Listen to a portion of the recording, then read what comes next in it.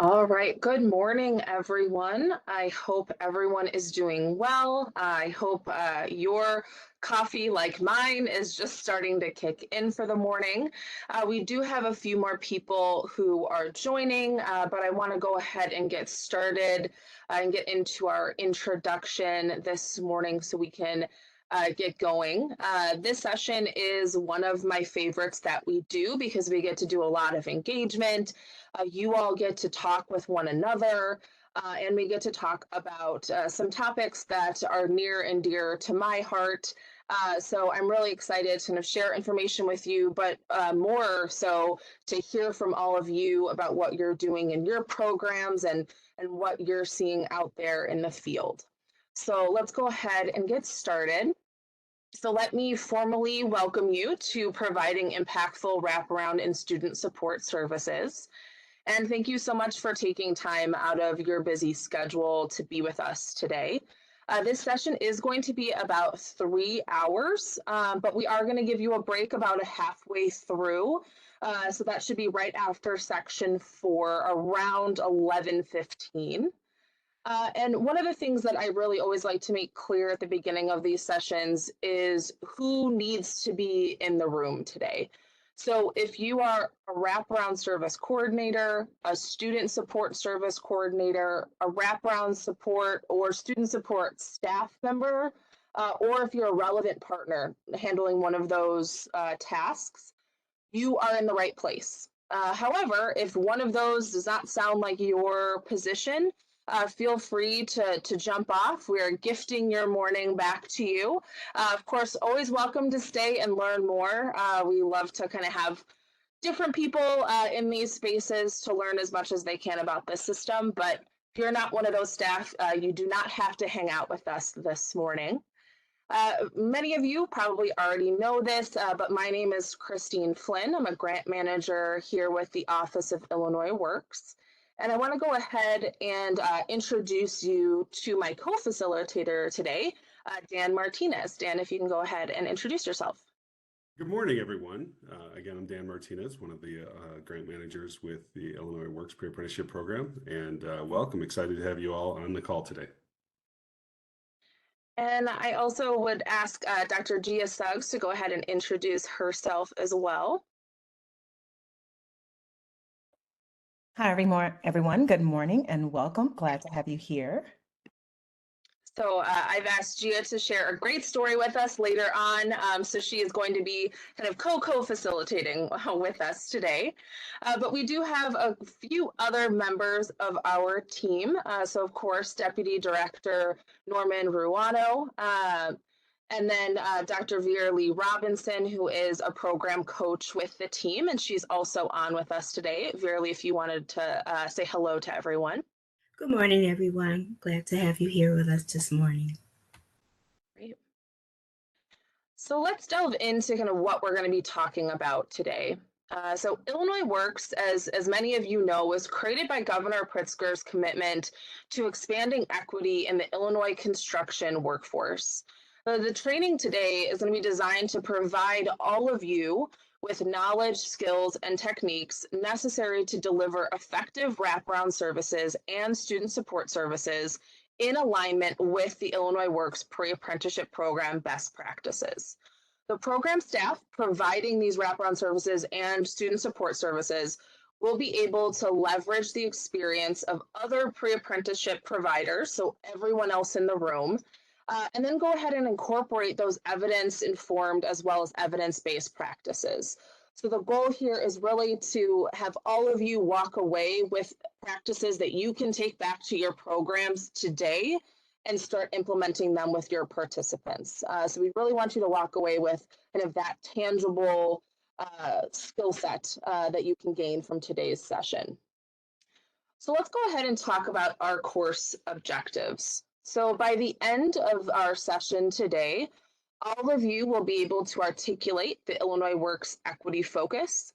You'll be able to explain the data that impacts Illinois Works construction trades, describe the Illinois Works target audience, explain how wraparound services and student support services support Illinois Works core values, leverage brainstorming as a technique to generate new or innovative ideas, determine the necessary support for your participant population. Additionally, you'll be able to respond to student support alerts in IWRS, comply with ADA requirements, employ rapport building best practices, practice active listening, cultivate relationships with participants, explain the impact of Maslow's hierarchy of needs, describe the role of partnerships, and list potential partners. So as you can see, we're going to be covering a lot today. So I hope that you all get a lot out of this session. So over the next 3 hours, we are going to take a deep dive into the Illinois Works wraparound services and student support services. By now, I'm sure all of you have accessed many times the Illinois Works 2023 Grantee Manual. In there is the instructions, guidance, tools, expectations for the program. And you're going to notice that throughout this session, we're going to reference back to the manual. So we'll tell you specific page numbers, we'll tell you table numbers, so you all can go back and reference specifically what we're talking about in the grantee manual. Now, for those of you who have not looked at the manual or just want an updated link for the manual, we're going to go ahead and share that in the chat right now. And everything we're covering today, if you want to follow along in the manual, is going to be in section 6. So section 6 is participant wraparound services and student support services. Also, as always, just a reminder, we are recording this session. So if you want to reference back to this, or if there's staff members who couldn't make it today, this will be posted on the Illinois Works Partner Guide. We can generally get those up within like 48 to 72 hours. So just look out for that in the next couple of days to be posted. And all of those, this along with all of the other ones, all of the other recordings will be available on the Illinois Works Partner Guide. And Dan just provided that link in the chat for you. So are there any questions before we jump to our next section? I'm not seeing any in the chat. Not hearing anyone. Okay. Well, let's go ahead and see who is in the room with us today. So by the end of this section, we're all going to be able to utilize WebEx functionality to fully engage in training. And we'll also be able to identify what you all hope to learn from this training. Now, I know many of you have been in our sessions before. So if you can just go ahead and raise your hand for me using the little raised hand icon on WebEx if you are comfortable with WebEx. If you already kind of know how this works. All right, so I'm seeing most people have got it. Okay. All right, so if you can, for those of you who just keep raising your hand using that raise the hand icon if you feel comfortable with how WebEx works. Okay. All right, so I'm getting about half and half, it looks like. So let me go ahead. I'm just going to kind of do a quick tutorial for those of you who are maybe a little less comfortable with WebEx, just so that I can make sure that we can all fully engage, because today we are going to be doing a good amount of engagement with each other. So I want to make sure we're all on the same page. So on your WebEx screen down at the bottom, you will see the mute button all the way to the left, and you can use that to mute or unmute. Feel free to unmute yourself during question and answer periods.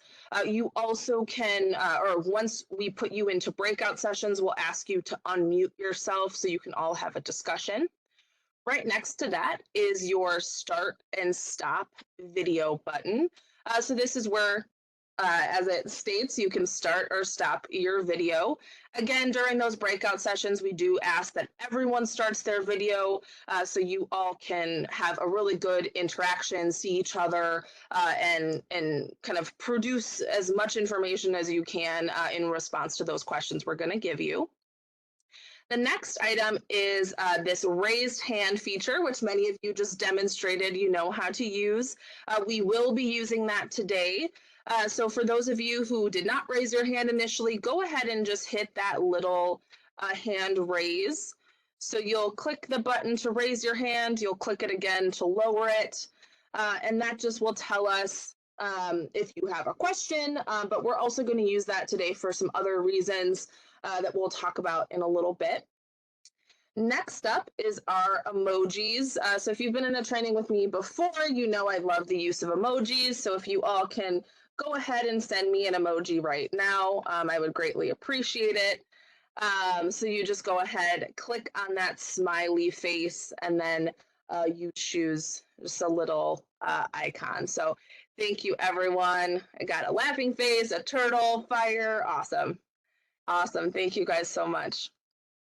All right. And so then the last one we have is our chat feature. So this chat feature, we're gonna, you can communicate with your other participants. You can communicate directly with the hosts if you have a private question or something like that.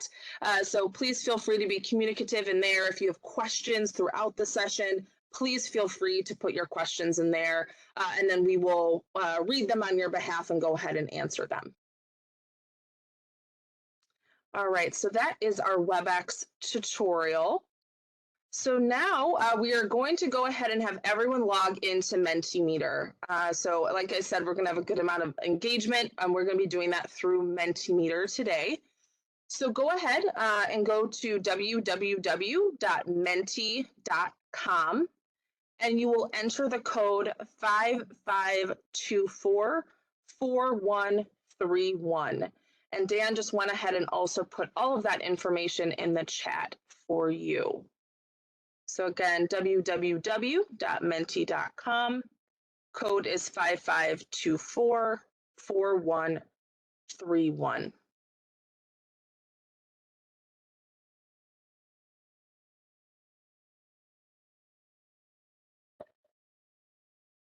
All right.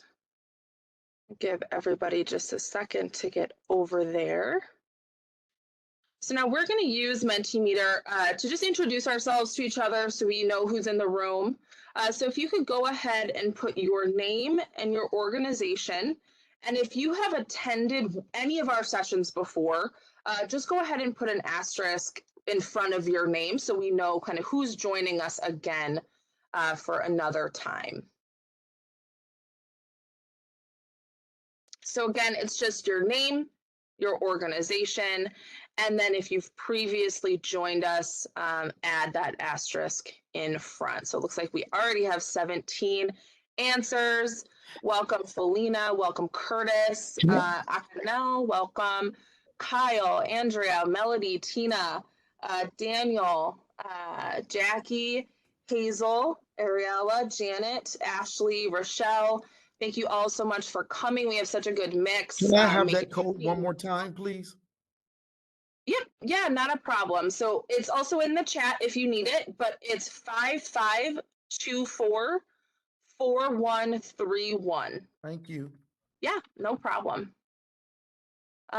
So it looks like we also have Kristen from Rincon, Rochelle from CAPS, William from Richland Community College, Antonia from National Latino Education Institute. Hi, Linda from SWIC. Angela from Teens Against Killing Everywhere. Let's see, Jermaine also from Teens Against Killing Everywhere. Sorry, Jermaine and Angela. I can say your organization name, I promise.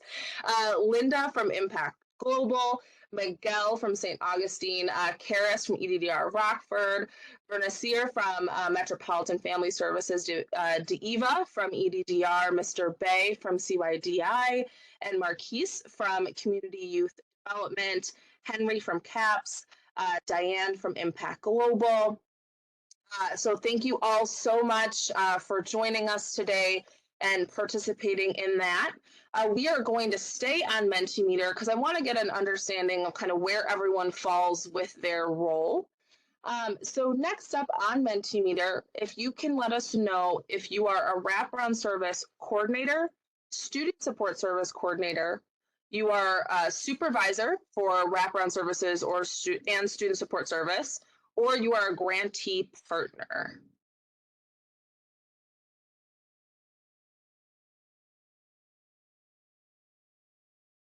Again, just let us know. So it looks like we have wraparound service coordinators taking the lead here. All right, student support service coordinators, supervisors. Great. And obviously, we know you may not all have that exact title, but if you're doing that work, just let us know kind of what's closest to the work that you do. All right, so it looks like we have stopped there. So we have a good kind of mix here. So I'm happy to see that we have a good mix of individuals working on those non-academic needs as well as those academic needs. And then we have some supervisors joining us, which is always really important for our trainings, because we love to make sure that all of this is actually kind of moving forward. We're all on the same page as teams here internally and also at your program. So thank you so much for participating in that. And then we are going to do one more Mentimeter question where I just want to get kind of a read on, is there anything you are particularly hoping that we cover today in today's session? Just so I can really kind of level set and make sure to set expectations. Anything in particular hoping we cover today?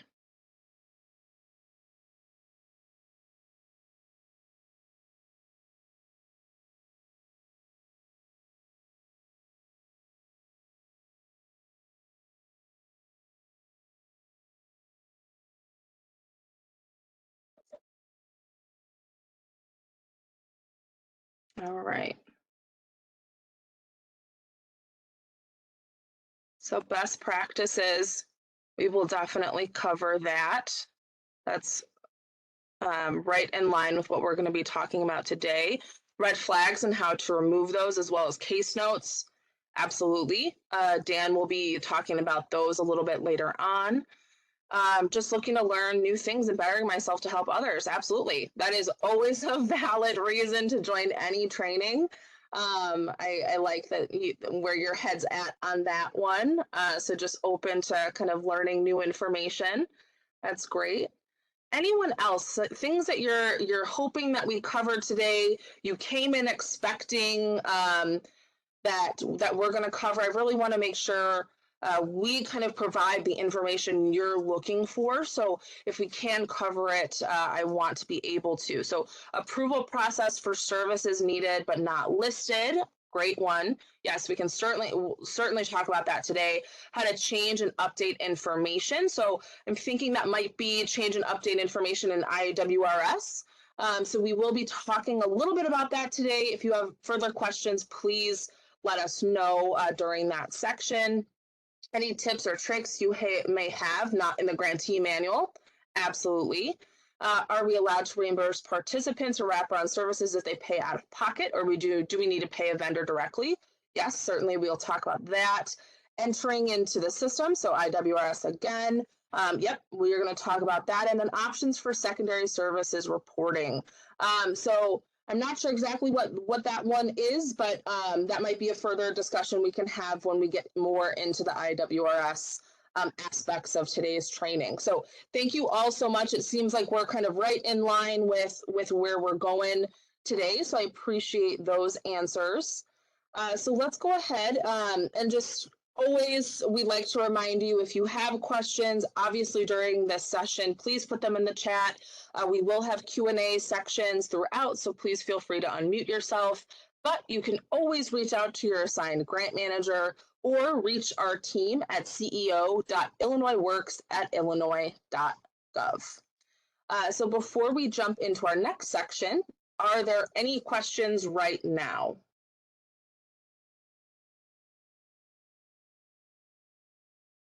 Okay. I'm not seeing any in the chat, and I don't hear anyone. So let's go ahead and delve into our first kind of content section. So this section is really going to focus on understanding your target audience. So when we're talking about target audience, we mean the population that you serve. And by the end of this section, you will be able to articulate the Illinois Works equity focus. You'll be able to explain the data that impacts Illinois Works construction trades, describe the Illinois Works target audience, explain how wraparound services and student support services support Illinois Works core values, list the factors that may impact pre-apprentice participants, and leverage brainstorming as a technique to generate new and innovative ideas.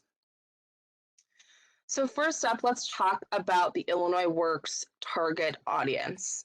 So Illinois Works, as you all very likely know by now, our focus is targeted on three populations: women, individuals of color, and veterans.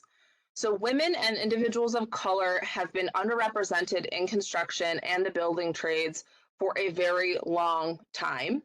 What we do know is that veterans actually are not underrepresented in that space, but it was a priority of legislators as part of the Illinois Works Jobs Program Act to make sure that veterans were in that space so that we can continue to ensure that those individuals are on track for long-term careers and don't end up in vulnerable positions as we see many veterans end up in after they've come back from serving our country. So those are our three target populations: women, individuals of color, and veterans. So the Illinois Works Jobs Program Act was specifically and intentionally designed to increase equity and opportunities in capital construction jobs for underrepresented groups, including individuals of color, women, and veterans. Equity, along with diversity, belonging, and inclusion, tie the Illinois Works pre-apprenticeship program's core values and requirements together. Equity focus is also one of Illinois Works pre-apprenticeship program requirements for a high-quality pre-apprenticeship program that aims to significantly increase apprenticeship opportunities for historically underrepresented populations. Now, let's kind of distinguish here. So an equity focus requires the ability to demonstrate an understanding of how race, ethnicity, and gender impact individual access to, experience with, and ultimately success within a construction and building trade pre-apprenticeship program. So I just want to really focus on that. So equity focus requires the ability to demonstrate an understanding of how race, ethnicity, and gender impact individual, and this is the part I really want to focus on, individual access to, experience with, and ultimately success within the construction and building trades pre-apprenticeship program. So I stress those because it's understanding that we're not just talking about access. We're talking about ensuring that these individuals have the access to this space, but they also gain the experience to succeed in that space. And there's also then the opportunity and realistic path forward for them to succeed in construction and the building trades. So now there is a resource available for you in the grantee manual. So that is on it's table 6, and that is on page 45. And that table talks all about what you can do around equity within your organization. So again, page 45, table 6. So let's talk a little bit about the data. So a lot of people ask kind of how this Job Act came about. So Illinois Works was created as a result of Governor Pritzker's historic $45 billion capital plan. Many of you will know it as Rebuild Illinois, and specifically his commitment to expanding equity in the Illinois Works construction workforce. So the data that this program act was based on shows that the construction industry, as well as the trades, have not been accessible to many diverse groups, resulting in fewer than 10% of apprenticeships being extended to women and minority groups in many of the higher paid trades. So fewer than 10% of apprenticeships have been extended to women and minority groups, especially in those higher paid trades. So the Illinois Jobs Program Act was intentionally designed to increase equity and opportunity in capital construction jobs. So this is really important, and so we wanted to share kind of the actual data with you. So the Illinois Works Jobs Act was passed in 2019, and this is the data that we were looking at in 2019. So on the left side of your screen, on this table, you'll see we have our population, and then you'll see the construction trades. So this is 4% of women were in the construction trades, 9%, of the construction trade, 4% were women, 9% African American, 18% Latino Hispanic, less than 1% was American Indian or Native Alaskan, less than 1% were Asian, and 7% were veterans. And so then you can go to that next column and you see in the Illinois population, how much of the Illinois population those groups make up. So women are 50.9% of the Illinois population. They make up 4% of the construction trades. African Americans make up 14.6% of the Illinois population, 9% of the construction trades. So you can see this kind of going down this, this chart here, this huge discrepancy between the population we have in Illinois and the percent that the construction trades have of those populations. Now, all the way to the right, that right-hand column, that's our updated data. So this is 2023 data. And you can see we have started to see some growth here in the construction trade for women. So it has gone up to 4.6%. But then we've seen a drop in African Americans in that construction trade. We've seen an increase in Hispanic and Latino individuals, about the same for American Indian, Native Alaskan, again, about the same for Asians, and the same for veterans. So you can see how this data kind of shifts over time. But what we know to be true is that with our 2023 data, our Illinois population has not changed the percentages that significantly. So we still are seeing this large discrepancy between the Illinois population and the number of individuals, or the breakout of individuals in the construction industry. So this table is actually available to you in the grantee manual. It is on page 35. And it's table number 2. So if you want to take a deeper dive into this data, this is available to you to look at. So let's continue talking about our target audience. So the goal of this program is to expand apprenticeship opportunities with that targeted focus on those underrepresented populations that we spoke about. So again, women, individuals of color, and veterans. An expansion of apprenticeship opportunities will not only help boost employment and wages for Illinois residents, but it will also yield significant benefits for our economy at large, since the construction sector is projected to grow about 12% in the next 10 years. So that is a huge growth in that industry that can really help to kind of boon our economy here in Illinois. So on average, what we know is that jobs in this sector pay $18 per hour to apprentices enrolled in DOL registered apprenticeship programs. So that can vary by trade, but we're looking at about $18 per hour for apprentices that are enrolled in those apprenticeship programs, and $32 per hour to those who successfully graduate and achieve journey person status.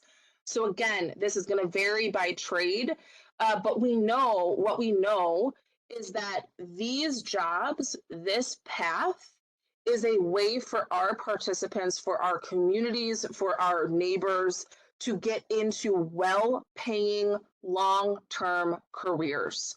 And it starts in that training period that they are getting paid these higher wages, and it just grows as they earn that education and then eventually that journey person status. Now, investments in job training in the construction industry also result in significant long-term economic impact for the state. So we're looking at about $1.2 billion in economic impact. And we found that for every dollar invested in construction job training, every single dollar, Illinois obtains $11 in social and economic returns. So when we talk about investment in this type of training, we are seeing such a return on that investment. For every dollar, we get 11 back in social and economic returns. That's huge.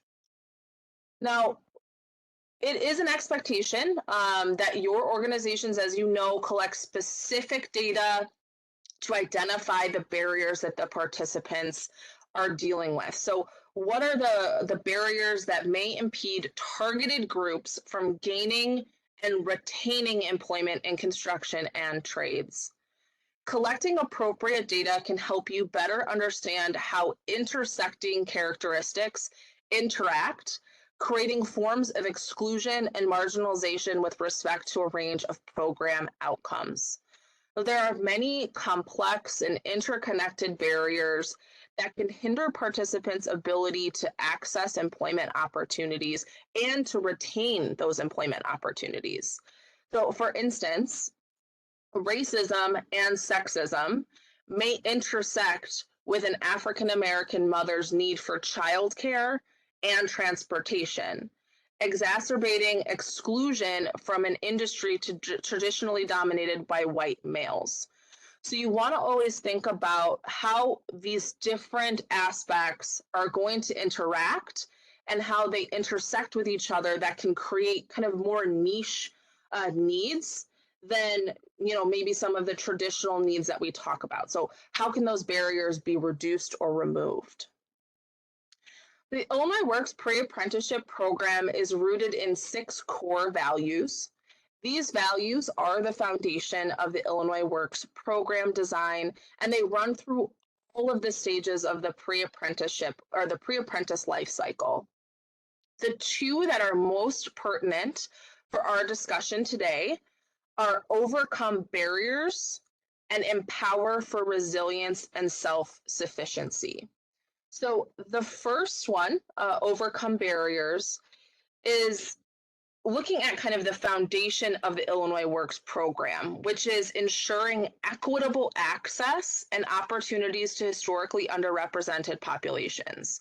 So Illinois Works grantees should focus on building an environment that eliminates or reduces the impact of structural barriers facing participants and celebrates cultural, ethnic, and gender differences. So wraparound services and student support services are essential to easing those barriers for participants to join the program, finish the program, and have long-term success once they transition out of the program.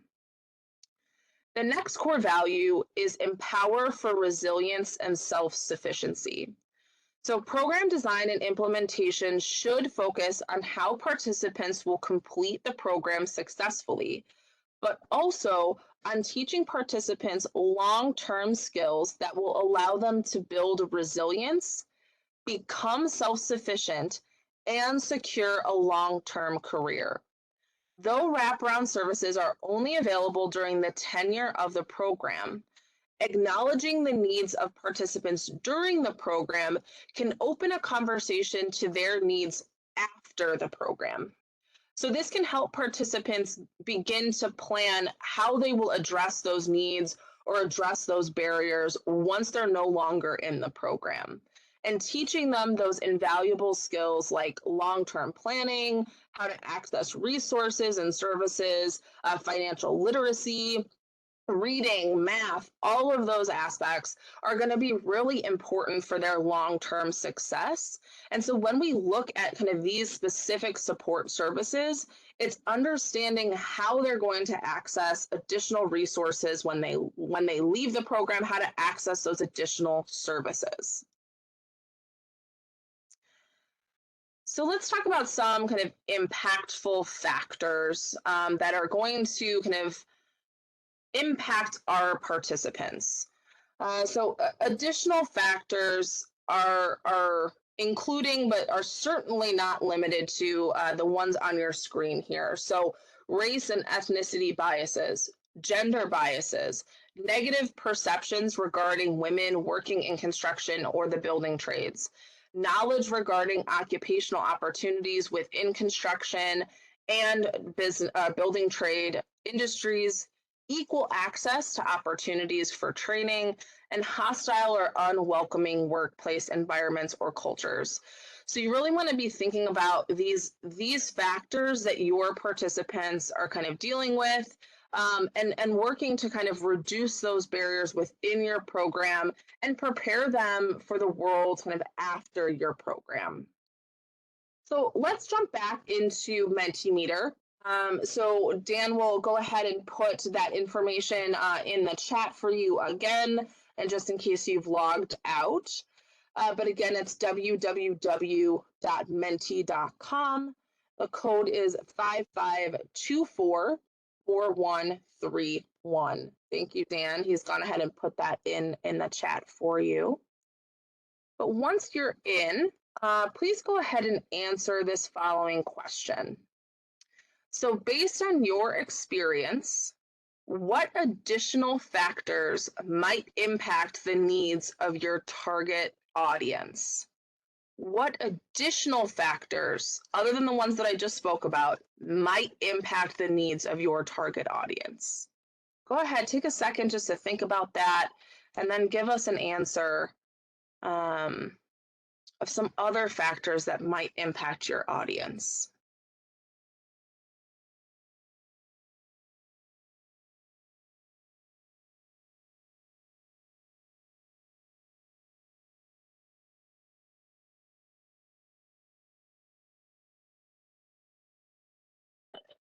Childcare and transportation, absolutely. Those are big ones. Childcare, absolutely. Language barrier or immigration status, certainly factors that we have to think about. Lack of transportation, yep.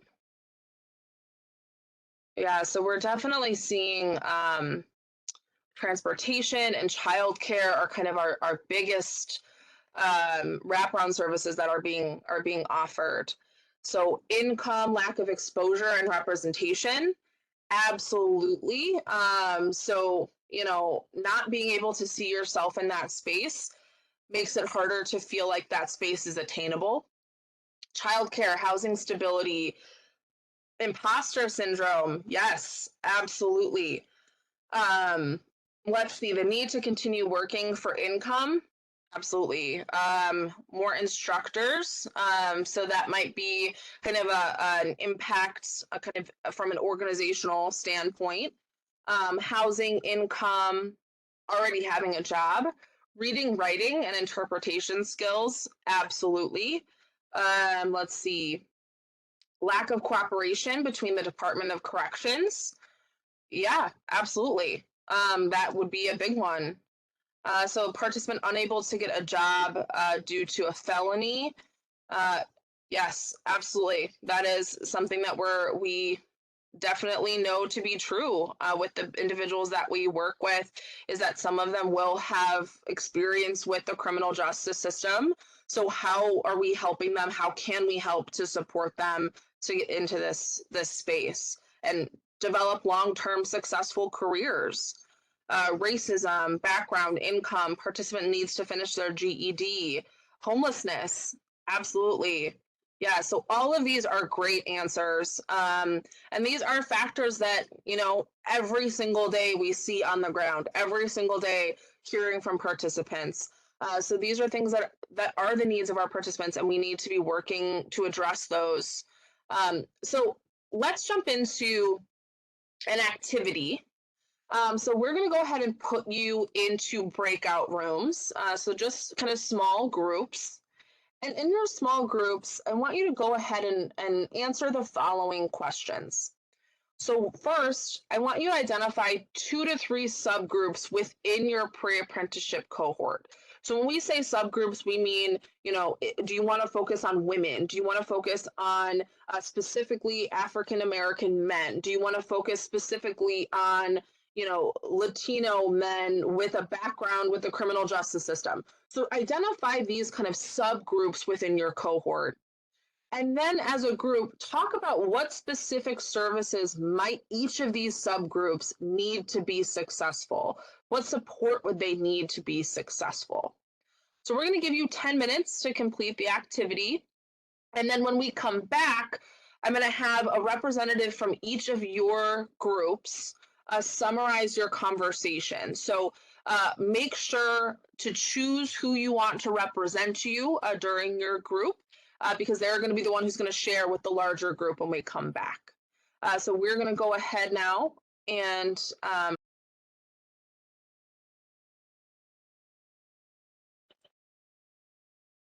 all right, welcome back, everyone. Hopefully you didn't get grabbed away from your group suddenly and you all were able to finish that conversation. I know sometimes it can be rapid to be pulled back in. So I know we had all of this great discussion in each of our groups, and you each assigned a representative.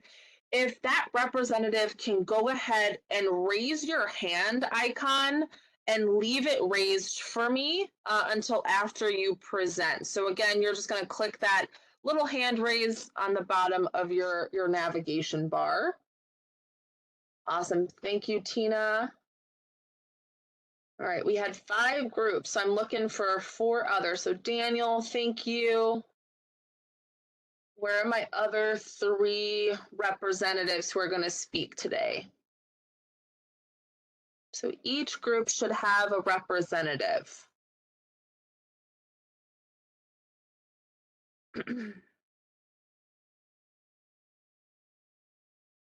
Okay, let's go ahead with the 2 that we have. My 3 shy ones, please go ahead and raise your hands so we can get feedback. So let's see. So I have Tina. Tina, go ahead and share kind of a summary of your discussion. And this is actually Rochelle. I'm sharing the computer with Tina. Hi, Rochelle. That works too. How are you? Good. We basically discussed the lack of transportation, that the barriers that's addressed or that needs to be addressed.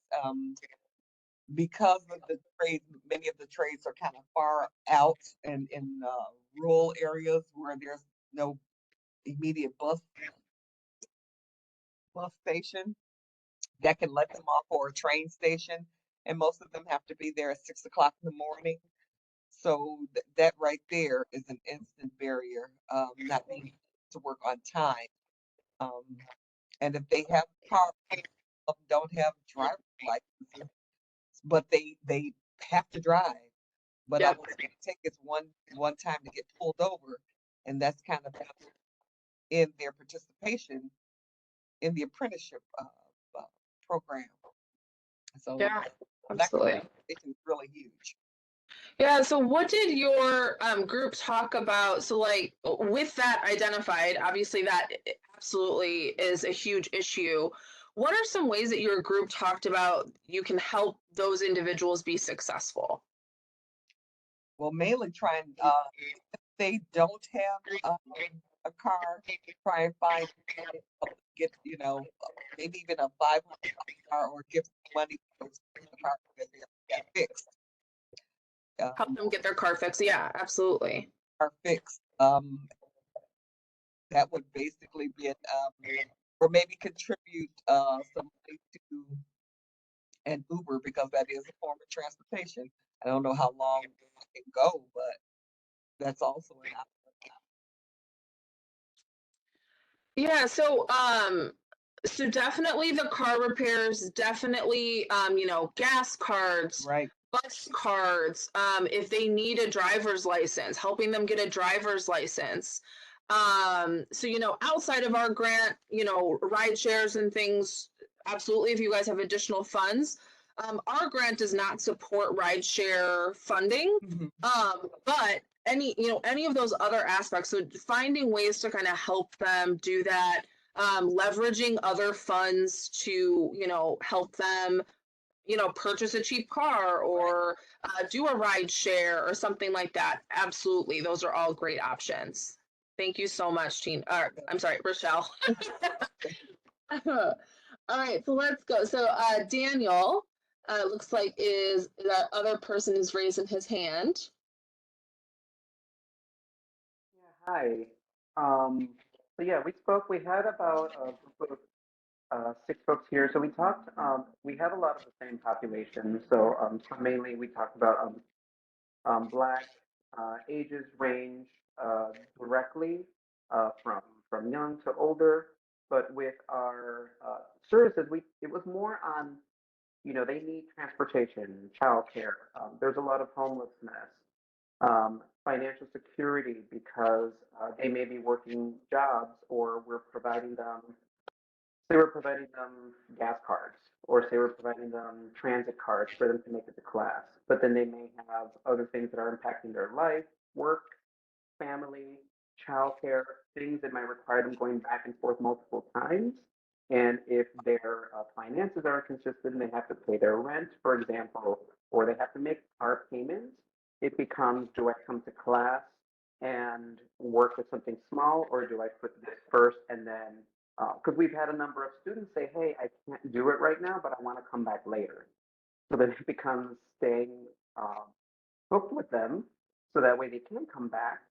But then the other barrier we saw when providing services, one that I mentioned is say we have a behavioral health and we give that wraparound resource for somebody, then providing them those wraparounds may help them complete the class, but then that student still needs to know to access the services, to call, to actually get the assistance that they need so that way they can complete the class. So there's almost like an in between Mm. period of providing them the service or providing them the referral to get the help, and then what happens in between so that way they can complete the pre apprenticeship. Um, so it was more of a conversation on how we noticed the barriers just increase and what those details are just expand by each individual. So I think our just summary was that we wish it would be great to just have a full set of resources that we know, regardless of where we are, that if our participant needs a specific need and help, that we know we can pull from that resource and give it to them. Um, Yeah. Yeah, that's great. Yeah, I mean, absolutely. I think that's something that's very important, that both you and Rochelle noted is there's these compounding barriers, right? It's not just, well, this person, just needs a bus card. Sometimes it's, yeah, that would help, but the bus only runs every 2 hours. So what are we looking at with that? So we have to really take into consideration not only the things that we can control or that participant can control, but what are the systems that can create these barriers out, in addition to the barriers that exist with that individual circumstance or with our circumstance. So I think that's very important, and your point about building that network of resources so that you can identify those needs. So absolutely. Was there anything else you wanted to share with us, Daniel? Nope. All right, well, great. So we're going to hear from two people. I'm seeing some notes in our chat about, no one, people not talking in groups or people having other conversations in groups. We are going to do another kind of group activity today. So I just ask everyone, please participate in these group activities. They are meant to really kind of connect you all to resources, to brainstorm. And so we want to make sure that, as we send people into these groups, you are in your seat, you have your camera on. If you're talking to the group. So please kind of do that and in honor of the other people who are in attendance today with us. So the last topic I'm going to be talking about is brainstorming. So you guys all just participated in essentially a mini brainstorming session. So brainstorming is an opportunity for you to collaborate with colleagues and team members, in this case, fellow grantees, to search for new and innovative strategies to respond to participant needs and improve your overall program performance. So given the needs of your program participants who might be appropriate to participate um, in a brainstorming session. So we want to kind of think about when we're brainstorming internally with our staff, what staff members, what stakeholders, who in kind of our internal world in our organizations, who are some people that it might be beneficial to brainstorm with when we're thinking through sources or strategies, new policies, maybe how to do outreach and recruitment, how to gain partnerships for wraparound services and student support services. So what are some of those kind of brainstorming sources and strategies? So some of these individuals or some of these sources are going to be kind of new program staff. Often you're going to see kind of these operations from a new perspective. So I think everyone in this room has onboarded a new employee and they're kind of seeing your strategies and your policies with new eyes. So they might be a good source to kind of ask them, what do you think, could be improved, or what do you think might be beneficial to our participants? And it's not that, they necessarily coming in, and they might be coming in with like more experience or things like that, but it's that they're coming in and they're just seeing your systems from a new perspective.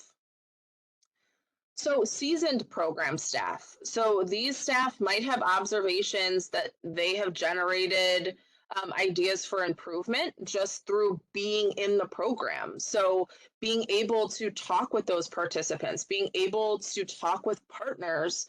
So these staff members can provide observations of kind of historical observations, but also learned behavior. So what have they seen works really well? What have they seen doesn't work really well with certain populations or with certain individuals?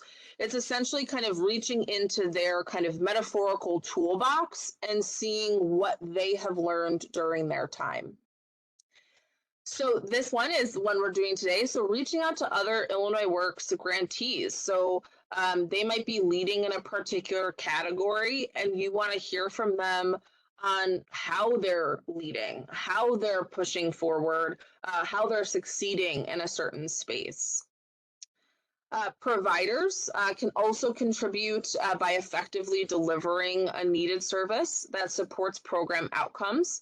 So their engagement with a grantee might provide them with some unique perspectives. So again, kind of engaging someone who is outside of our immediate sphere can sometimes give us a different perspective on something. So partners are typically formally structured long-term relationships. Again, these individuals can give you kind of this unique perspective to maximize outcomes. Community stakeholders are individuals, groups, businesses, or organizations that have an interest or investment in a particular community. So they often will have kind of intimate knowledge of the community. Again, they can provide kind of these unique insights from their perspective. And then professional associations typically provide industry-specific best practices, evidence-based practices, and or evidence-informed practices that can be leveraged by a grantee. So oftentimes we see these associations who have done studies or who are sharing their work, and we might not always be able to kind of exactly replicate those best practices, but we might find a piece of it that we say, hey, this might work for our program, or we should kind of pilot this or see how this might play out with our populations. But these are really important because having that different perspective can kind of sometimes pull us out from our kind of narrow focus on something. So just a very quick story, because we're coming to the end of this section. But I had a really interesting conversation with a grantee last year, and he was telling me about not our program, but a different program that they ran with the CTA, so the Chicago Transit Authority. And they had recruited all of these participants into the program. They'd really focused on they had to get this many people in and all of these things. And, you know, they trained them in the classroom, and then it was time to do hands-on learning. And so they brought all of these participants out to a CTA line that was an elevated line. It had all of the boards ripped up. And suddenly they had all of these participants, not all of them, but a good number of them say, nope, I can't do this. I don't like heights. I don't enjoy this. I'm not doing this. And I tell that story because when we start to engage other people, we have one perspective. Sometimes our perspective is, how many people do we need to enroll? How many people do we need to train? How can we get them into this space to make this space work? And getting that other perspective. So in this case, it was from the participants saying, you know what, you guys never asked me about heights. I don't want to do this. Gave them this understanding of they need to change their recruitment strategies. They need to change how they look at this space and gain that other perspective. So that's why brainstorming is so important, is you want to pull in kind of this diverse group of people from different backgrounds who can give you those kind of different perspectives to give you an idea that you may never have thought of and could really make your program much more successful. So that is the end of this section. Are there any questions at this point that I can answer before I hand it off to Dan for our next section?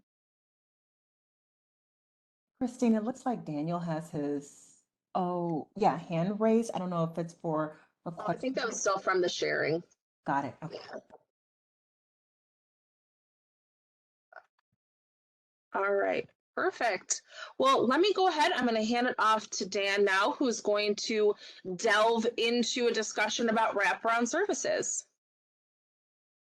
Great, thank you very much, Christina. So the wraparound services, we're going to be focused on ensuring that by the end of this section, you'll be able to identify the location of wraparound services on the pre-apprenticeship life cycle, articulate the goal of wraparound services, complete a wraparound service assessment with your participants, explain how the stipend is designed to support participant success, respond to participants' complex needs, and assist participants in opting in and opting out of wraparound services. So for those that have attended some of the webinars for the 2023 grantee manual or some of the grantee manual sessions from last year, this graphic should look very familiar. The Illinois Works pre-apprenticeship program requirements are organized in the pre-apprenticeship life cycle. The life cycle outlines the steps the participants take as they move through the pre-apprenticeship program. It tracks participants' progress from the initial program outreach all the way through to post-transition follow-up. So each stage demonstrates an integral step in preparing participants to enroll in a DOL registered apprenticeship program. Wraparound services is step number 4 on this pre-apprenticeship life cycle. So the wraparound service coordinator is the individual or individuals responsible for the non-academic supports that begin the wraparound service, begin with the wraparound service assessment during intake.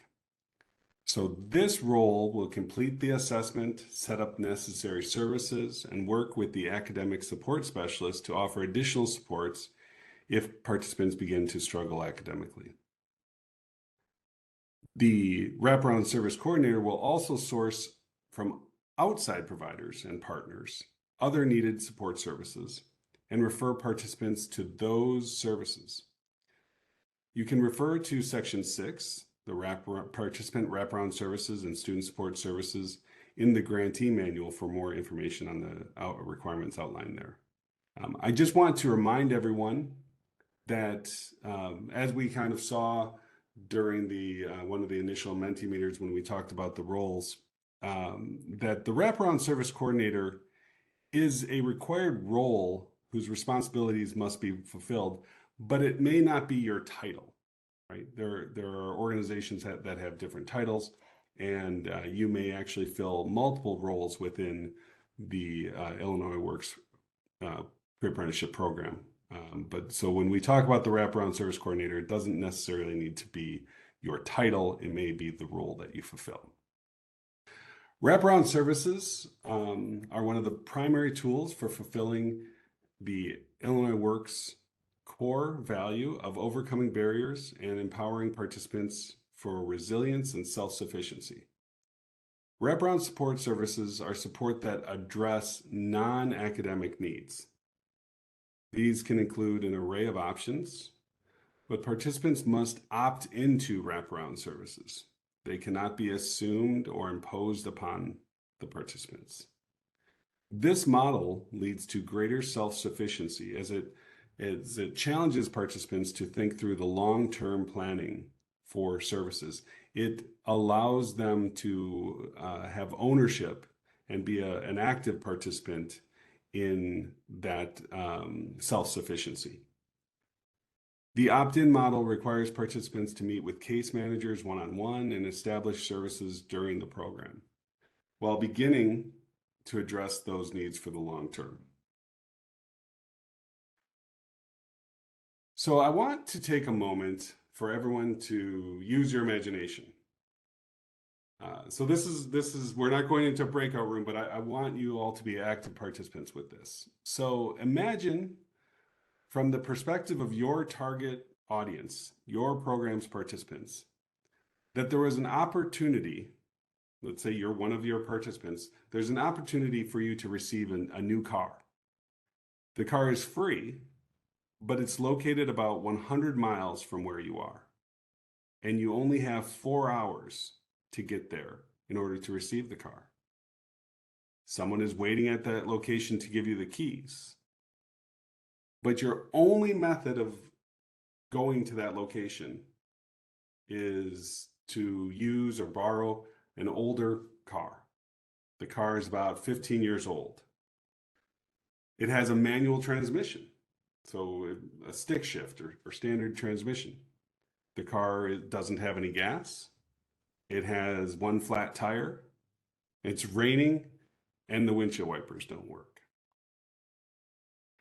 So let's go to Mentimeter.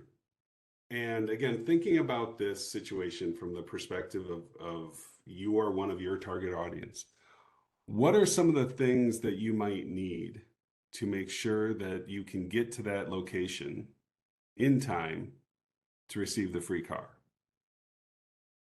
So think as you brainstorm and start to enter ideas into Mentimeter, think about your participants' needs. Are they, and what kind of specific needs to that audience there might be? What needs might be specific to women or African Americans or Hispanics or your audience, right? So what specific barriers might you have?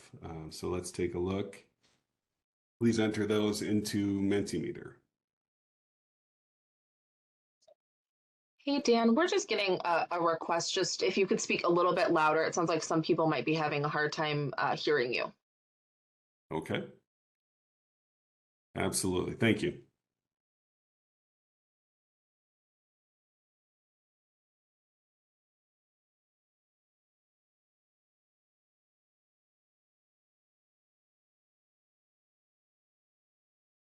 So what are some of the things that you might need to make it to that free car? An alternative mode of transportation, right? Okay. Relying on friends or family members?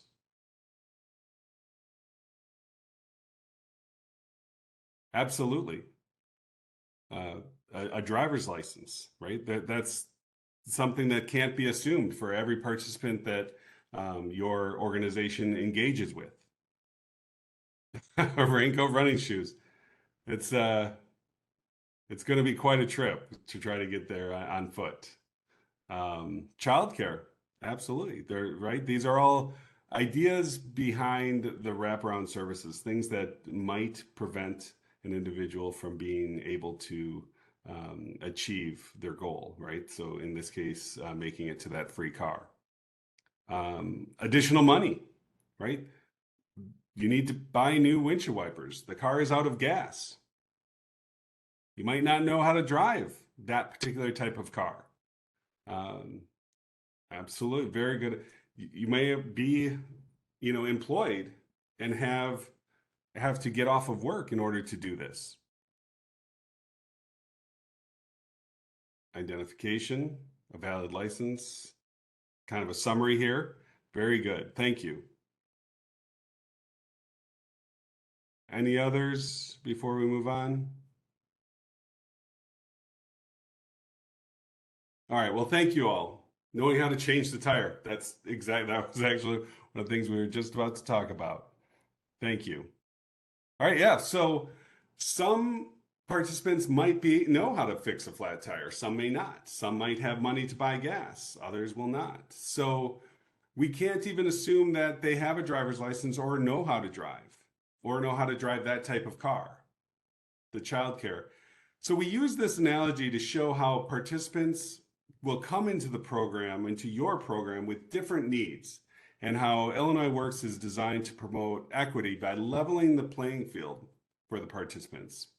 So wraparound services are important, but they're only impactful if they are what the participants need. Each individual is different and will have different barriers, right? So, if you offer to teach someone who already knows how to drive a manual transmission, a class on driving a manual transmission, that service is wasted on them, right? So they're going to have different needs. And the point of that is that their experience shapes their reality. So the reality of the participants will be shaped by their experiences. So as that relates to wraparound services, the way in which we communicate, we should always keep two things in mind. One, that my reality is not necessarily your reality and vice versa. Because if reality is shaped by experiences, we all live different experiences, right? And the other is that we should respect each other's person's perception, their mental model of the world. We're all unique. We experience the world in different ways. And everyone has their own unique individual way of being. So moving on to the next slide, what tools are available? People make the best decisions based on what they have access to or what is available to them. Individuals can be expected to do the best they can with the tools he or she has at any given time. So going back to our car analogy, if an individual never was able to make it, right? There was that small window of time, they never retrieved a new car. It might be perceived that he or she gave up on that wonderful opportunity to receive a new car. And there can be a lot of judgment that could accompany this perception. But before an individual is judged, it's important to note that accessing that new car came with challenges that may have been unique to that individual that you may not have shared. And so for those of us supporting participants, it's critical to keep that in mind, that they can only make the best decisions based on the resources they have available to them and their reality. So wraparound services are defined as the supports that address the non-academic needs of your participants. These can include an array of items, but some common services are things such as childcare, mental health counseling, transportation, and as I mentioned, participants must opt into these wraparound services. This model leads to greater self-sufficiency as it challenges participants to think through the long-term planning for these services. All too often, other programs have provided suites of supports for participants while they're completing a program. But when that program ends, participants are left without the skills or knowledge of how to address those continuing needs. With the opt-in model, participants will meet with case managers one-on-one and not only establish services during the program, but plan for long-term on how to address those needs. An excellent example is transportation, right? The last thing we would want is for an organization to simply hand out gas cards to everyone in the cohort, right? That there may be individuals that currently are within walking distance. They don't need that gas card. At this point, it's just kind of free money for them and leads them to greater reliance on that additional financial support that they didn't need at the time. And when they graduate from your program and go into a registered apprenticeship program, they no longer have that additional income coming in.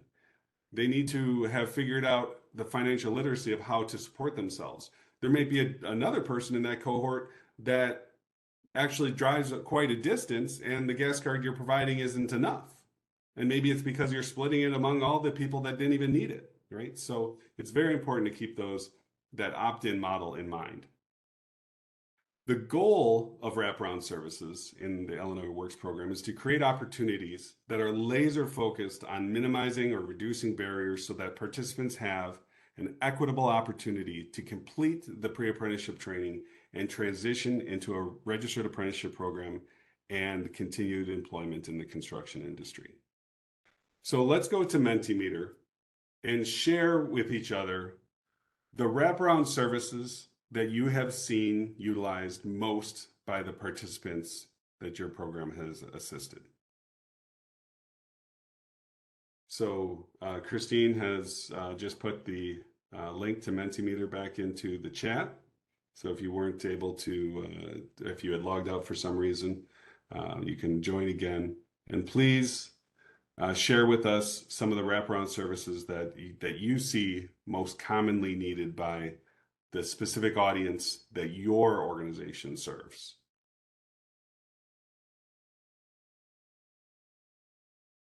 Bus passes. So transportation comes right out of the gate. Thank you. Childcare is an ever needed service to support individuals. We refer to it as childcare family care because sometimes it's an elderly parent or a sibling that they take care of. Vehicle maintenance, absolutely, centers around that transportation. Gas cards, for sure. Those are the ones that we can easily talk about because I think a lot of the participants see those as services that they really need assistance with. Expungement, they need to be able to continue with their employment, right? And sometimes their records get in the way. Therapy, mental health services are extremely important and common. Obtaining their license, whether they never have had it or it's been suspended. Thank you for sharing. Clothing, housing, all very important wraparound service assistance that we can provide to our participants. Okay, well, thank you. Thank you all. We have a couple more coming in. Resources and available aid and vehicle maintenance, elderly care. Thank you all very much for sharing. Again, these are, I think it really helps to hear from each other. You're all working in the same field and in the same situations, but you all have unique perspectives. So that's incredibly helpful.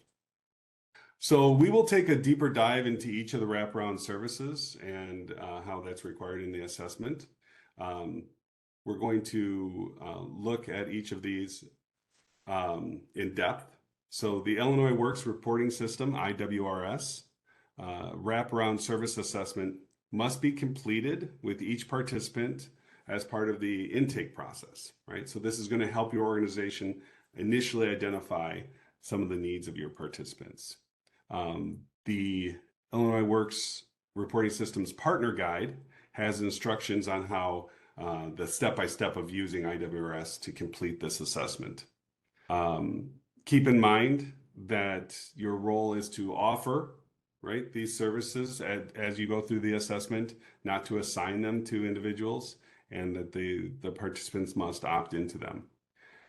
Again, this assessment is completed during intake. However, participants' needs may change throughout the program. So as a result, participants can opt into the services and opt out of them. Then maybe they had a need that during assessment that no longer exists 4 to 6 weeks into the program. So at any time during their active enrollment in the program, they can continue to work with you and opt in and opt out of the organization, of the wraparound services.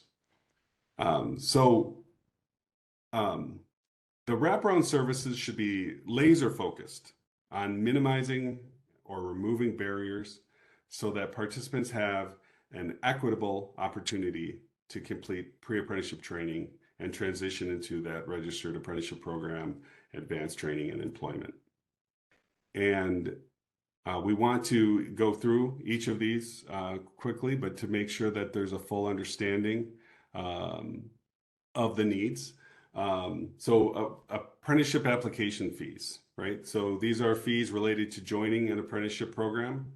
If a pre-apprentice is not confident they'll be able to cover the cost of those applications, you can assist them with that. Application fees are not required by all DOL registered apprenticeship programs, but typically those that do, the fees can be $20 to $30, and those are, again, allowable costs. Transportation costs, that was one of the first ones that had appeared in our Mentimeter discussion. This can be a major barrier for participants. We support allowable costs such as public transportation. We had bus cards on there. Vehicle maintenance, we have car repairs up to $500 that can be supported and provided to your participants. Gas cards, even vehicle renewal fees, right? Plate city sticker fees. So those are important things to discuss, with your participants and see if it's something that is needed for them. And again, with all these, as I go through them, keep in mind the goal is to provide them with a path forward even after your program. So these shouldn't be presented to them as a short-term fix. Even though you may only be able to provide them with a gas card during the pre-apprenticeship program, you need to have a discussion with them about their transportation needs post pre-apprenticeship program as they go through the registered apprenticeship program, and all of the wraparound service assessments scenarios. So child care, family member care. Caring for a child or family member can be a major barrier to a lot of participants. And so we have allowable costs such as child care, home health aides, babysitting costs, things like that. Technology assistance, that wasn't one that was mentioned yet, but in many programs, there may be a virtual learning component. There's always, the need for looking for work, reaching out to contractors, researching opportunities. So if your program, has scenarios like that where participants will need the technology but do not have it, you may utilize funding to assist the participants. It can be things such as, providing them with laptops, providing them with broadband or hotspots, paying those fees for them. Keep in mind that it's not something that you can provide to them long term, so you cannot purchase a laptop and give it to them. It has to be something more where you're lending that technology or paying for the technology while they're in the program, and ensuring that they have access to those things. Driver's education fees. Having a driver's license is not a requirement to be part of the pre-apprenticeship program. However, it is a requirement for most registered apprenticeship programs and working in the construction industry. So it's important to have a path to that driver's license, right? And this is why your role is not just, you know, a silo, right? It's an interactivity with your entire organization, because that has to be something that your intake coordinators are looking at and saying, okay, this person doesn't have their driver's license, but they're capable of getting it. They're willing to get it, right? And so you can pay for driver's education lessons or the cost of renewing their driver's license. Of course, if they're unwilling to get a driver's license, then maybe this program is not right for them, because ultimately the construction industry probably is not a viable path forward for them. So those are things to keep in mind. Again, it's about the path forward for each of the participants. Mentorship, you know, that's of course one of the wraparound service assessment questions is are you interested in being partnered with a mentor? So a mentor is an individual that will meet with and develop a long-term professional relationship with your participants, right? So these interactions are often structured, and they could be provided by your organization or a partner organization. So there could be costs associated with those. Maybe a planned activity, expenses related to mentorship events, training materials. So those are things that you definitely can coordinate and support your participants with. Financial literacy, the ability to manage money is a skill that can have a positive lifelong impact on the students and help them far beyond the pre-apprenticeship program. So financial literacy courses can teach the students the basics of personal finance, such as budgeting, saving, managing debt, investing. And I would say that all of the wraparound services that a person needs, for the most part, could have a financial literacy need attached to it. As I was mentioning, right? It's to simply provide someone with a gas card during the duration of the program doesn't really solve the problem, because they may need additional support when they get into a registered apprenticeship program. So also having discussions with them, providing them with information on online courses, courses through partner agencies, through libraries, to assist them in having a more stable financial future is critical to their overall success. And then alumni networking. Building long-term relationships with former graduates will significantly benefit your program as it moves forward. But you may also interact with and connect with other organizations, right? Most trades have retiree programs. So they might meet for breakfast, you know, once a month. You might engage with those retiree networks and see if they'd be interested in networking with your participants. Again, going back to the mentoring, right? That could be a source of mentors. They don't necessarily have to come from your program.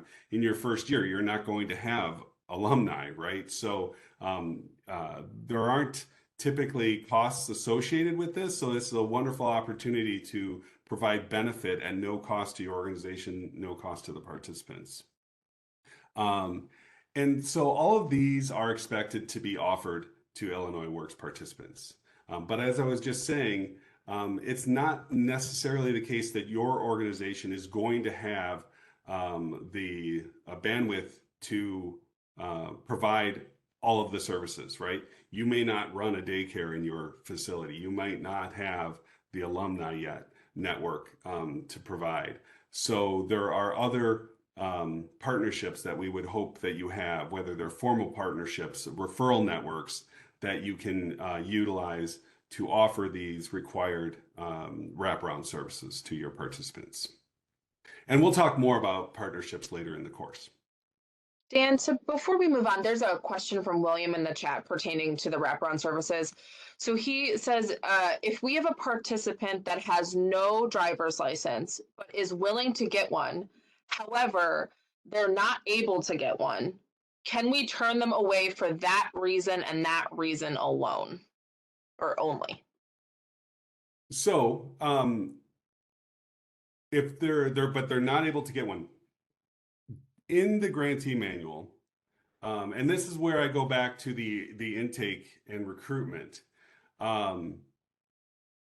there's something considered to be a conditional enrollment, right? So when you offer a person a position in your program, right, we have a letter as a template in the appendix of the grantee manual.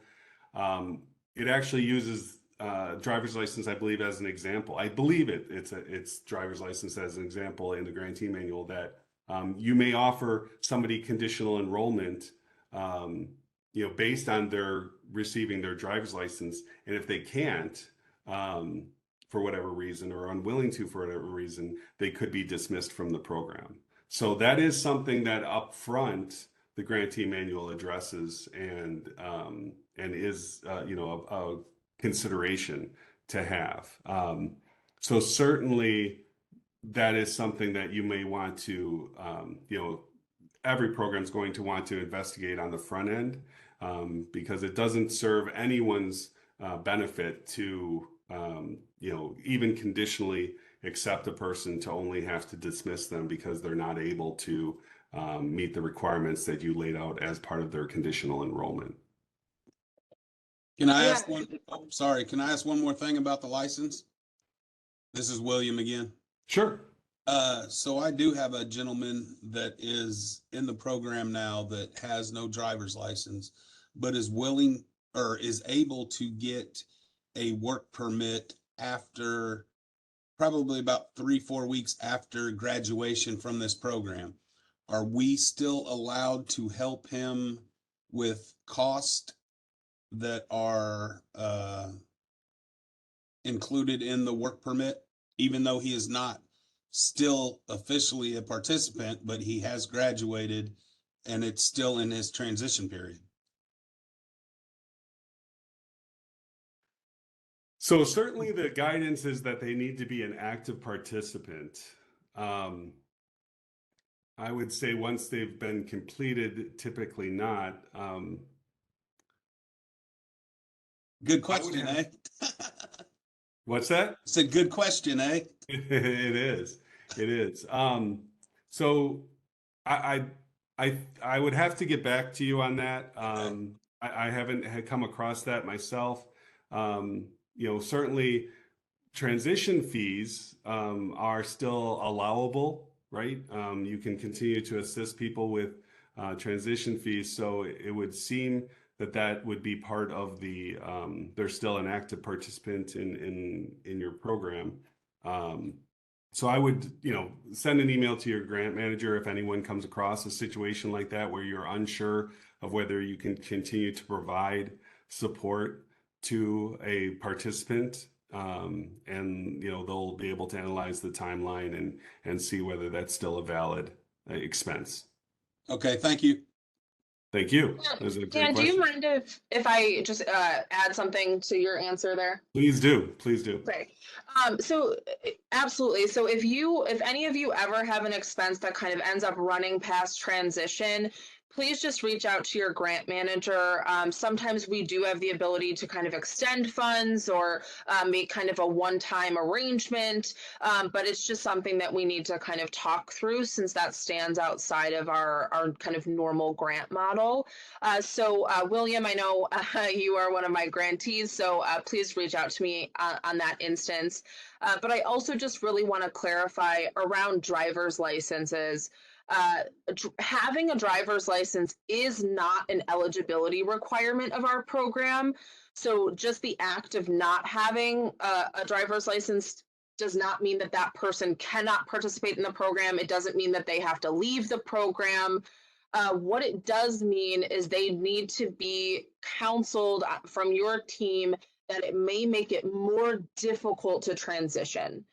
So that's a really important distinction there, is that if they don't have a driver's license, they can still participate through the whole program.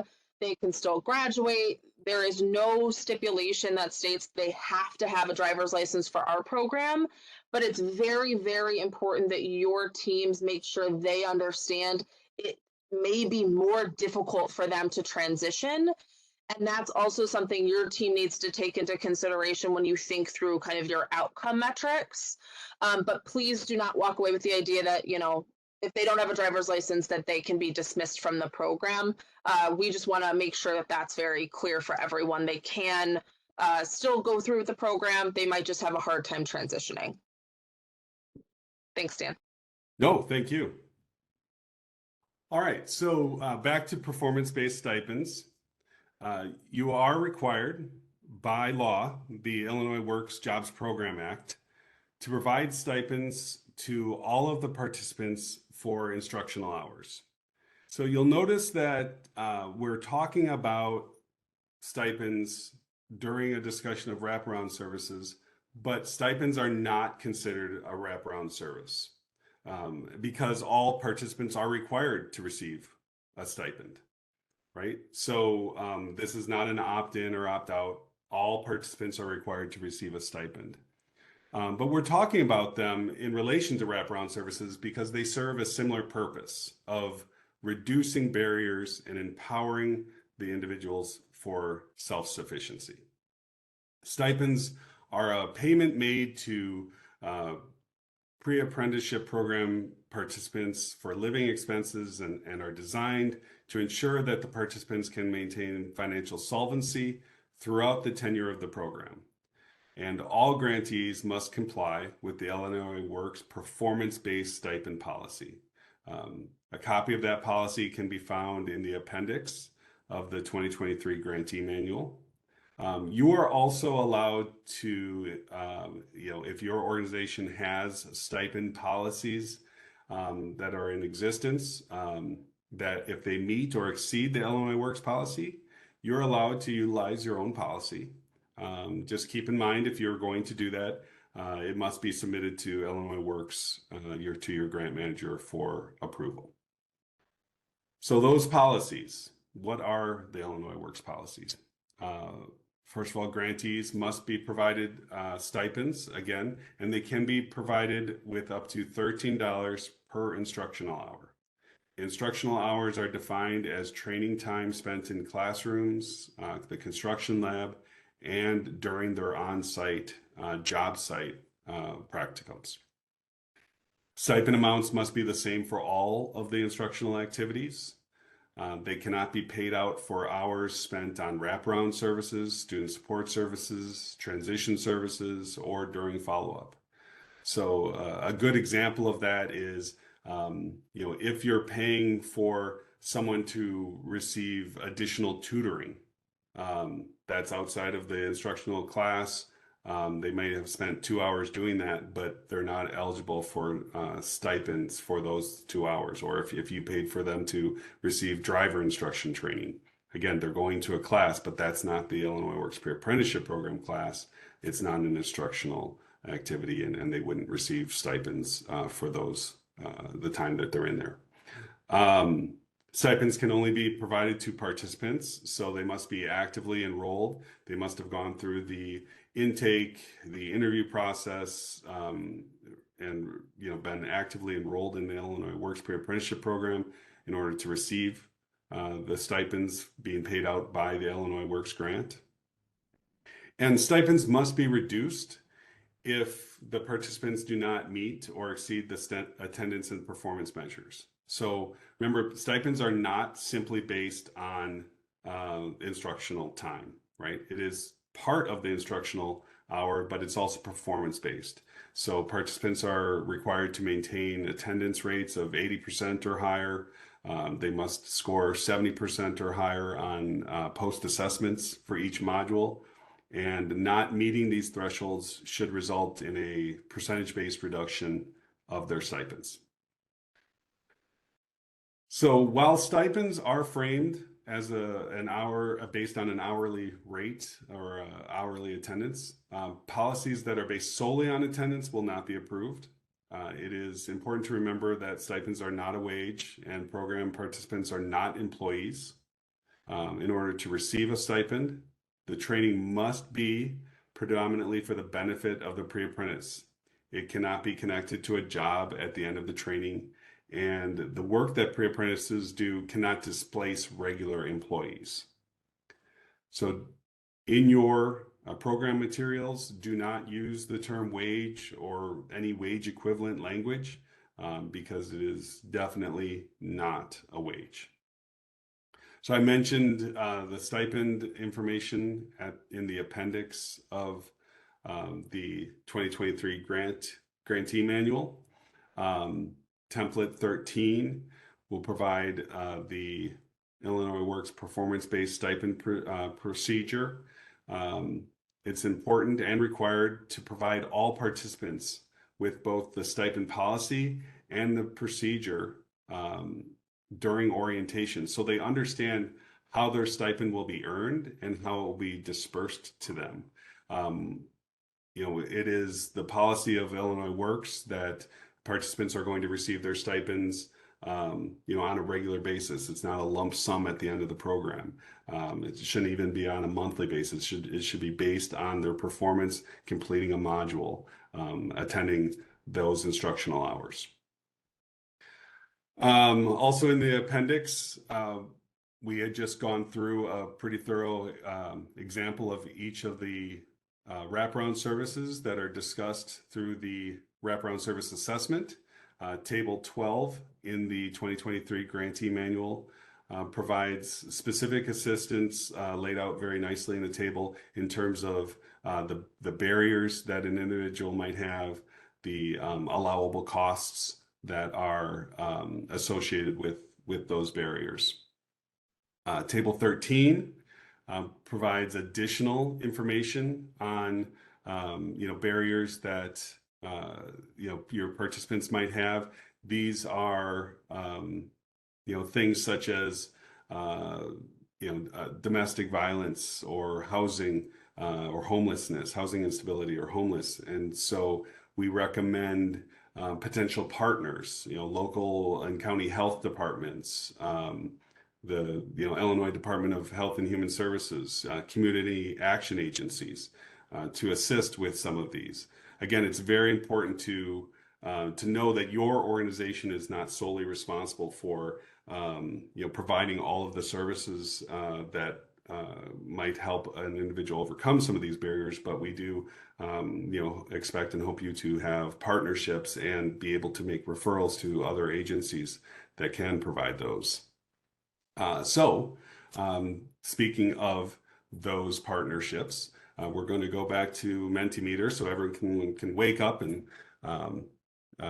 be involved a little bit rather than just hearing me talk on and on. We're going to go to Mentimeter and discuss what partnerships have you established to help you provide some of these wraparound services.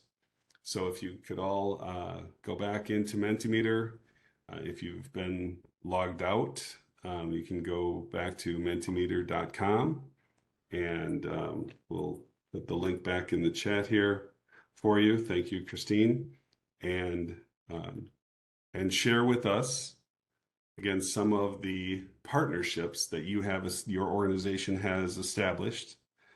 These can be formal partnerships or informal partnerships to help you provide wraparound services, to help you help your participants overcome barriers. So you can think back to some of the brainstorming you did on some of the barriers that your participants have, and that will maybe help you think of some of the partners that you utilize to overcome some of those barriers. So some folks have engaged with a local community college, so Southwestern Illinois College. That's great. Homeless shelters, other community nonprofits, absolutely. There are nonprofits that can provide tutoring and math literacy, reading, English as a second language, obtaining their GED, absolutely. Local governmental organizations, Wintrust Bank, certainly, financial literacy. A lot of the barriers ultimately come down to finances, right?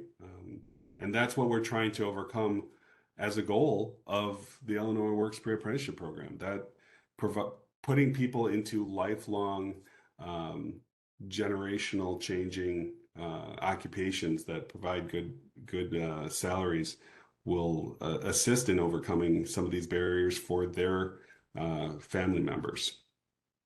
Other nonprofits, Chestnut Therapy Centers, local churches, absolutely. Education, GED. GED is a big part of it, absolutely. English as a second language. So definitely something to consider with the GED. Having a diploma, having proof of a diploma or high school, equivalent is a requirement, and so that's definitely something you're going to want to refer individuals to on the front end so that they can be part of your program. So thank you very much for everyone for participating. I see in the chat we also have a local driving school. Certainly talked about transportation being a big component of all this. So daycare resources. Absolutely. All right. Well, thank you all very much again for sharing. Helped you engage a little bit into the presentation today. So some populations will experience specific challenges that will require support beyond Illinois Works scope of services. And because these groups may have been identified as having more complex needs within the Illinois Works system, they should certainly be provided with resources and information about programs and agencies that can address them or can assist them in addressing those specific barriers. So let's go back to Mentimeter and take a moment to talk about some of those very challenging, complex needs and how your organization was able to respond.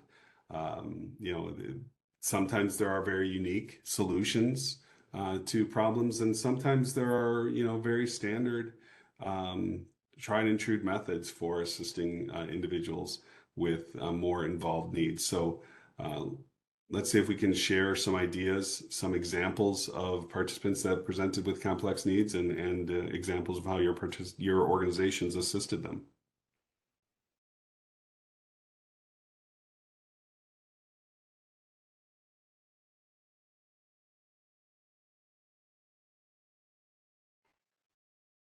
So I know one that folks had already shared earlier were things like people that maybe are justice involved, returning citizens.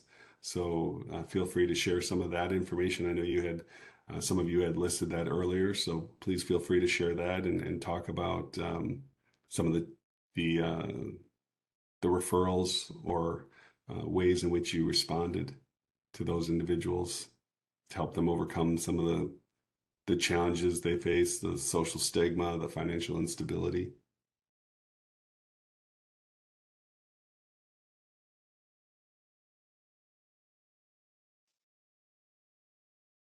Mental health needs, absolutely. Substance abuse. Those are incredibly complex situations, and we need to ensure that we have the tools to refer individuals to receive support. And it's incredibly important to to stay in contact with individuals that are experiencing domestic violence, substance abuse, as you refer them to organizations that can better support them, to allow them the opportunity to continue with Illinois Works as they achieve a more stable situation in overcoming any of those barriers. Certainly language barriers, sexual health wellness, absolutely.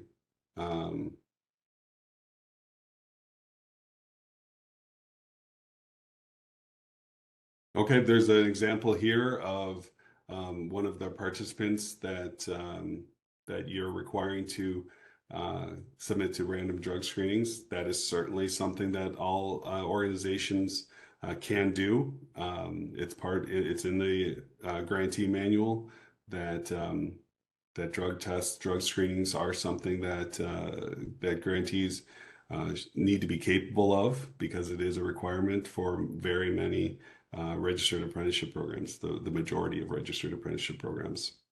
They do a lot of federal work in construction, right? And that is still something that needs to be considered as someone embarks on a career in construction. Learning disabilities, thank you. Participants that have check-ins with parole officers, we have separate room ahead. It's perfect. Providing them with safe spaces to continue to do the things that they need to do. Excellent, thank you. A lot of ways to continue working and supporting with the folks that have these more complex needs, for sure. Well, thank you. Thank you all for sharing. And, for those of you that didn't get a chance to share, continue to think of those things. If you think of other things, you can feel free to put them in the chat.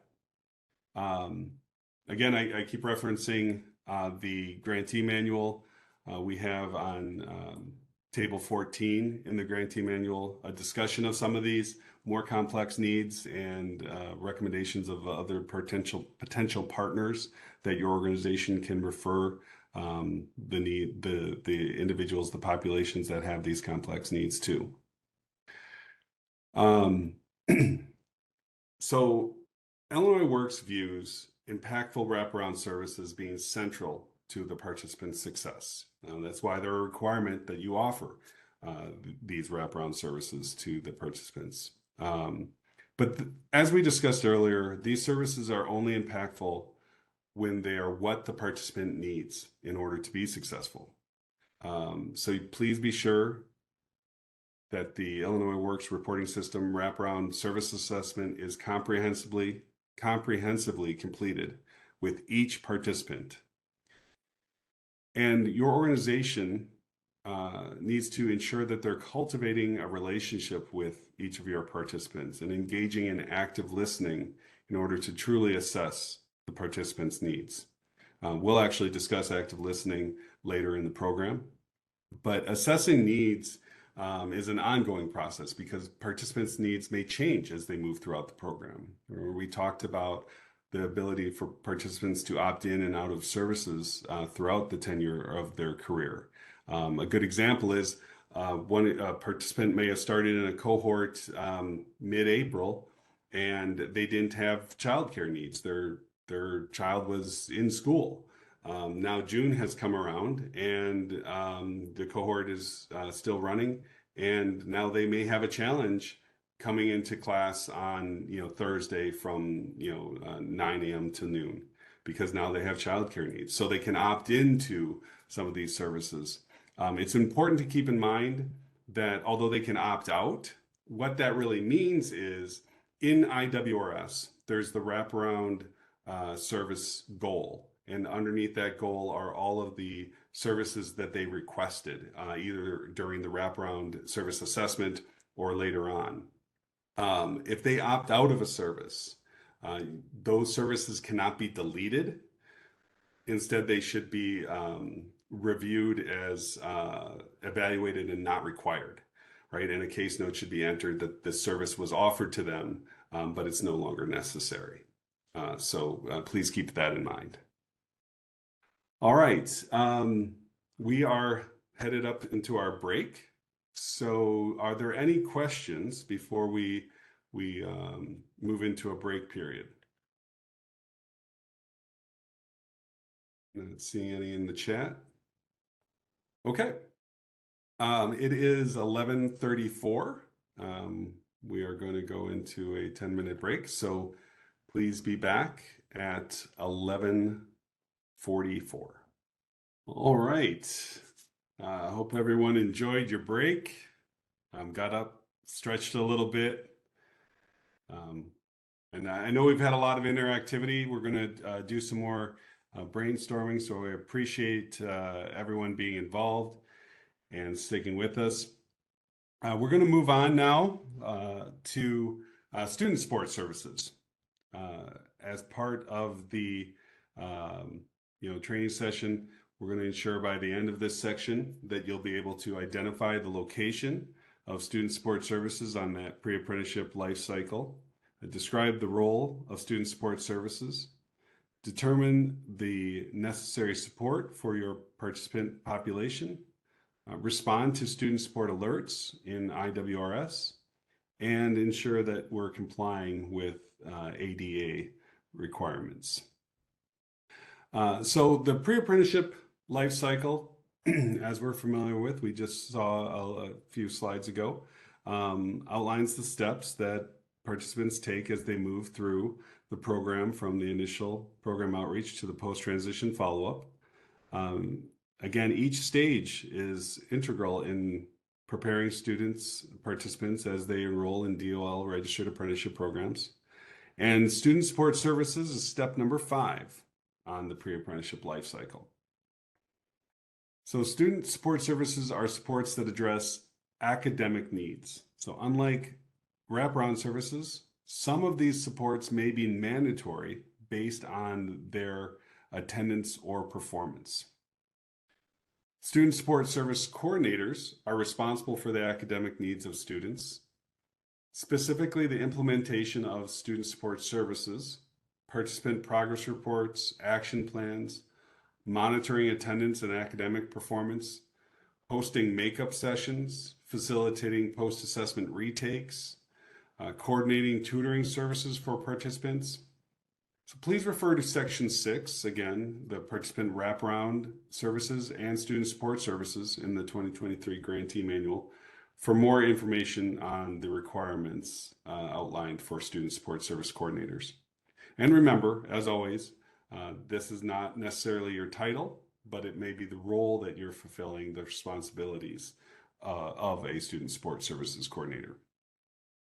And while participants may opt into services such as tutoring for reading, tutoring for math, or other specific instructions, other services such as making up hours for missed courses or retaking post-assessment that didn't achieve a passing grade are mandatory in order to complete the program. And tailored academic support meets the students' needs with the goal of maximizing their ability to be academically successful in the program, so that they can obtain the certifications, the credentials that the Illinois Works Pre-Apprenticeship Program through your organization is providing. So again, these student support services may include tutoring, retesting, makeup sessions, among other things. So let's go to Mentimeter, get ourselves all involved again after the break. What academic needs do you see your students, your participants presenting with the most? So if we could go back into Mentimeter, Christine has just entered the link again into the chat. If you can, again, share with us some of the needs that your participants have expressed to your organization.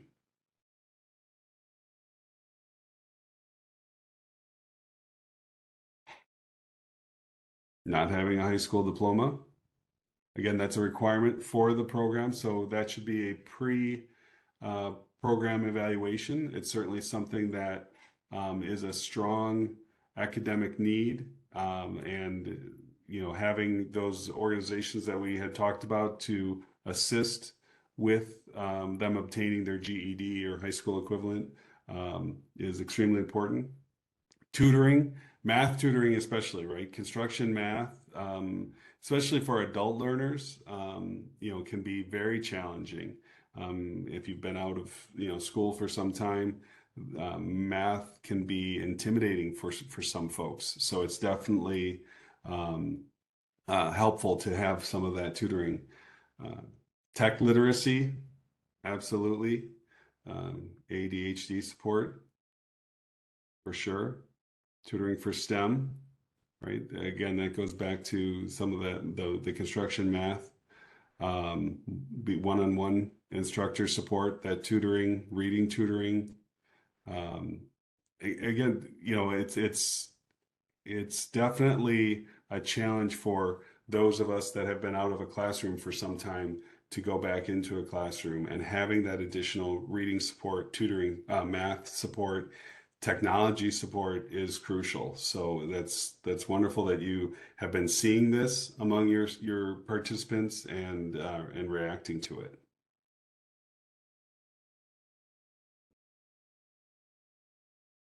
Okay. All right. Well, we're gonna move on, but as always, if there's something that you weren't able to enter into Mentimeter, please share it in the chat so that your fellow grantees can see some of the things that you're experiencing.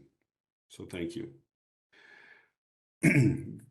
Referring back to the grantee manual, we have table 15 that provides some of the academic focused barriers that participants may need assistance with in overcoming.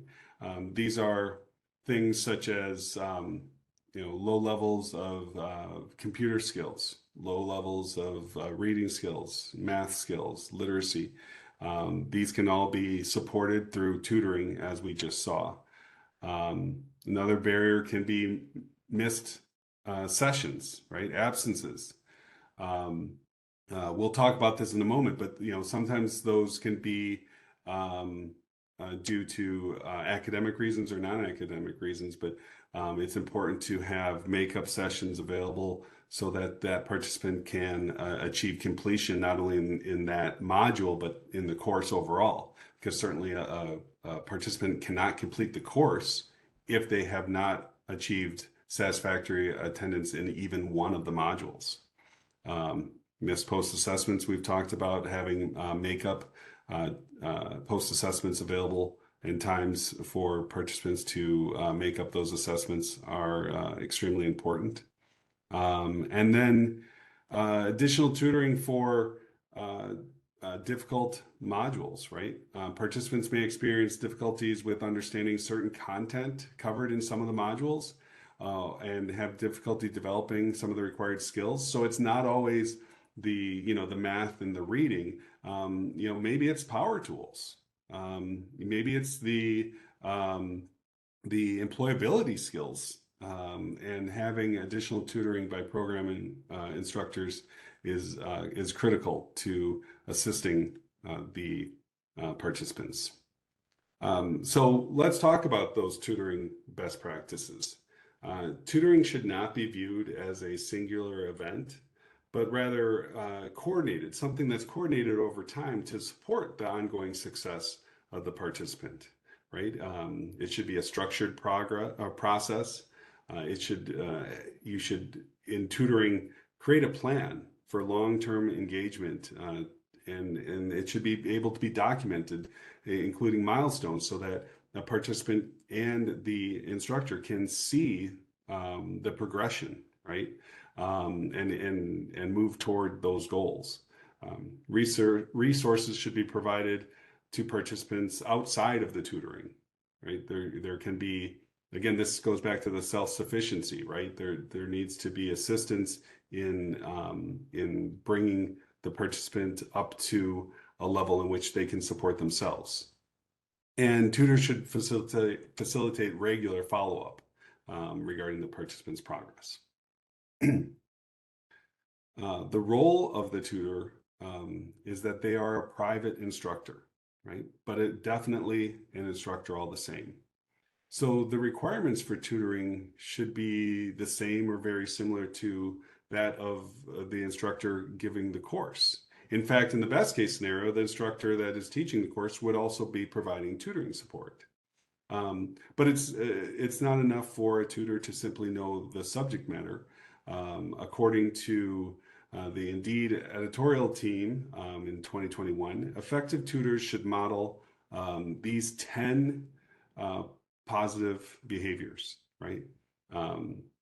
Patience, positivity, empathy, confidentiality. Of course, they must have the technical knowledge to provide the tutoring, but active listening, right? We talked about this being a plan with milestone and an engagement and follow-up. Good communication skills, leadership, problem solving, time management, right? So these are all very important skills for your instructors to have And again, the tutors are instructors. So we had talked a little bit about, following the student support alerts, particularly some of the red flags that we see. So student support is provided when a participant demonstrates a need through absences or missed post-assessments or failed post-assessments. It's the expectation of Illinois Works that programs require 80% or higher attendance for most modules, and 70% or higher post-assessment scores for each module. If a student drops below those attendance or performance thresholds, they're required to attend makeup hours to meet the attendance thresholds or retake post-assessments in order to meet the post-assessment thresholds. So be sure that you have these requirements outlined in the participant's commitment letter at the very beginning of instruction, right? Set the expectations. Make sure that this is not something that is, surprising to students, right? They should know from the moment they, began with your program and signed that commitment letter that these would be the expectations. There are certain modules that will require, higher performance.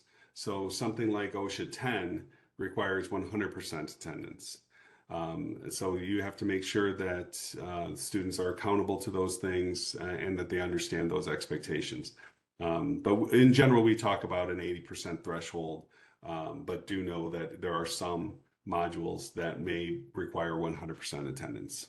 IWRS will issue a red flag alert on that participant's profile if their attendance does fall below the 80% required threshold.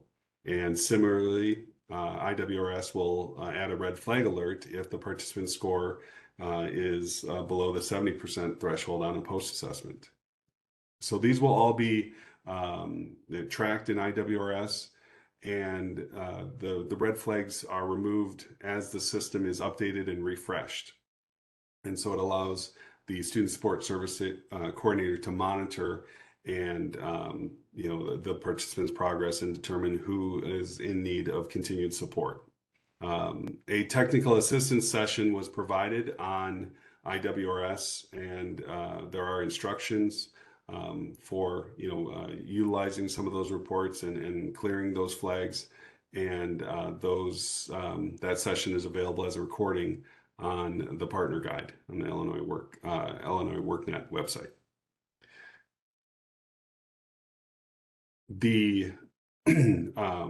So to identify and remove those red flags, again, that training, specific training is on the partner guide, but your academic staff and instructors will be able to see those dashboards and suites of reports that allow them to identify where red flags are on some of the participant profiles. And they're added to the profiles for not meeting those attendance or post-assessment requirements. However, as I mentioned before, the root of why a participant is struggling could be academic or it could be non-academic, right? They may have a red flag due to poor attendance, but it could be because they didn't have transportation or they didn't have childcare. Or they may have missed a class because they didn't feel comfortable with the subject matter. They need additional tutoring or support, right? And they were intimidated by the first several math classes, and so they didn't attend the next math one, right? So those are, flags that would be cleared through academic supports. Again, regardless of the root cause, though, they still will be required to achieve that attendance record, bringing them above 80% for that module or 70% for the post-assessment. So to trigger your student support, as we move to the next slide, once a red flag appears, the student support coordinator should meet with the participant to determine whether that red flag is due to academic or non-academic barriers. During this meeting and in collaboration with the participant, the Student Support Services Coordinator will develop an action plan to outline what steps the participant must take to get back on track and what additional supports the organization will employ if necessary, right? And these should be documented in IWRS. It's essential to remember that student support services are not punitive. The red flag should be seen as an opportunity to offer additional support and to ensure that the participant is able to get back on track.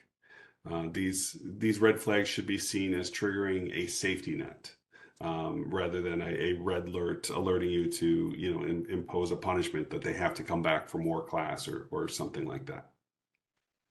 Again, referring back to the grantee manual, template 14 in the appendix provides an extenuating circumstance policy to make up post-assessments or sessions, right? So you might want to review that.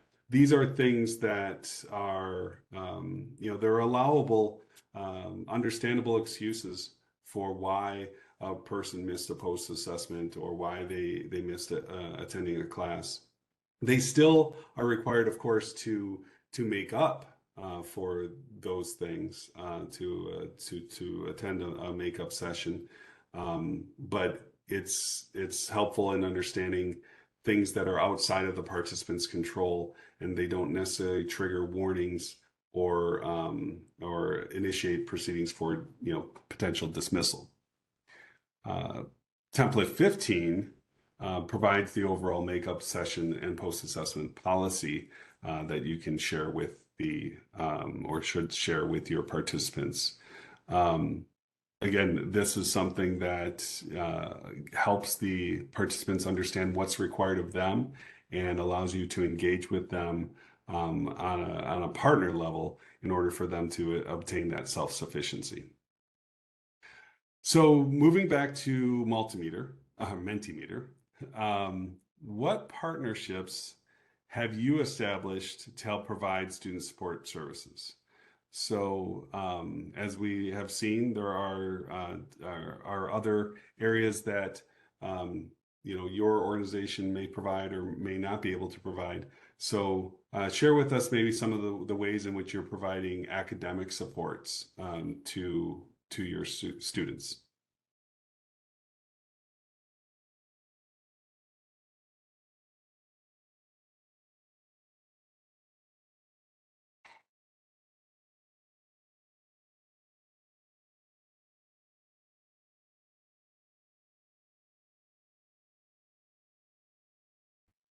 So thinking back to your most recent cohort, for example, what are some of the student support services, the academic needs that your participants have had?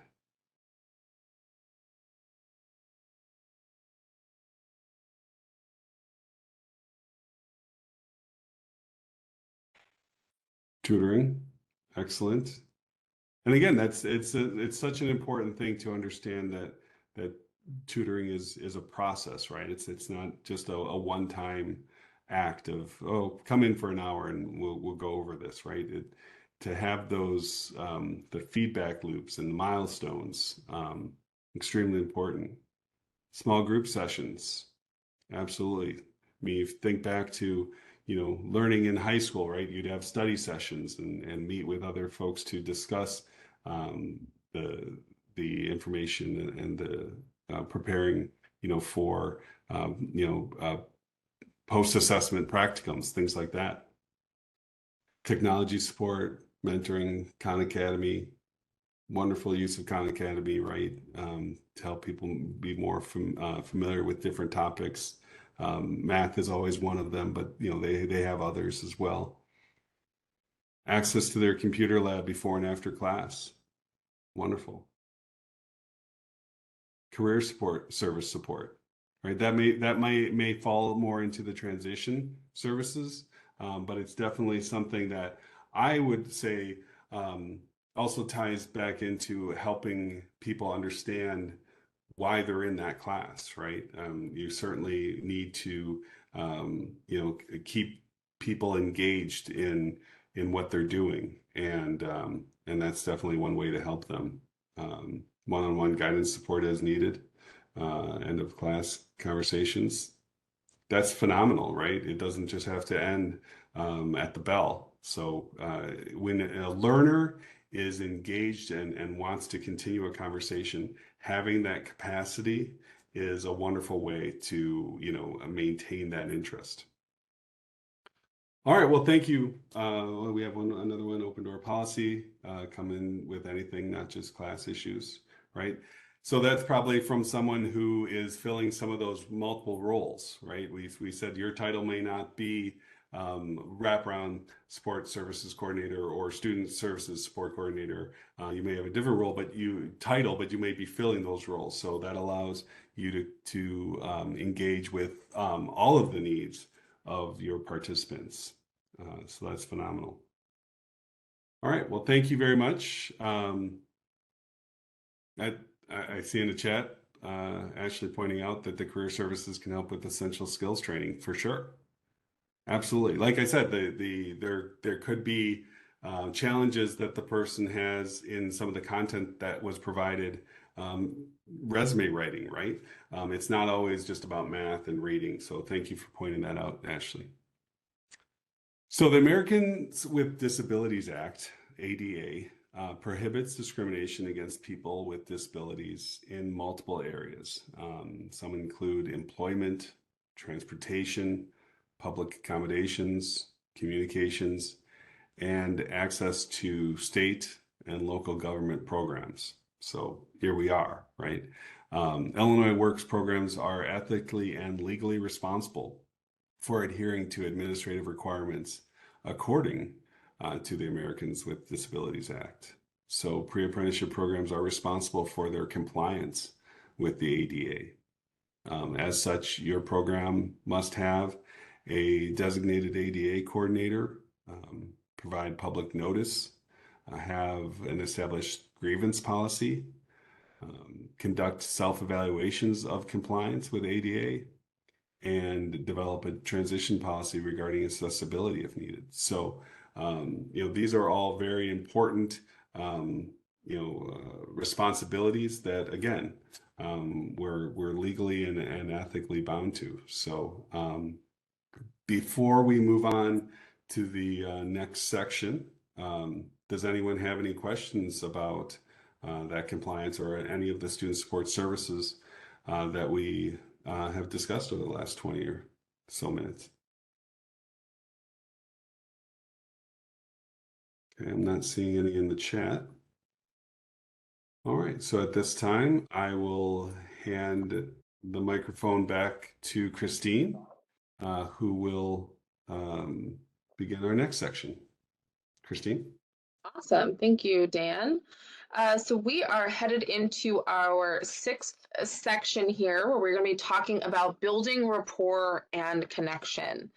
So by the end of this section here, all of you will be able to explain the importance of rapport building with participants, employ rapport building best practices, practice active listening, cultivate relationships with participants, explain the impact of Maslow's hierarchy of needs, and describe the role of intrinsic as well as actually extrinsic, we'll talk about that as well, motivation.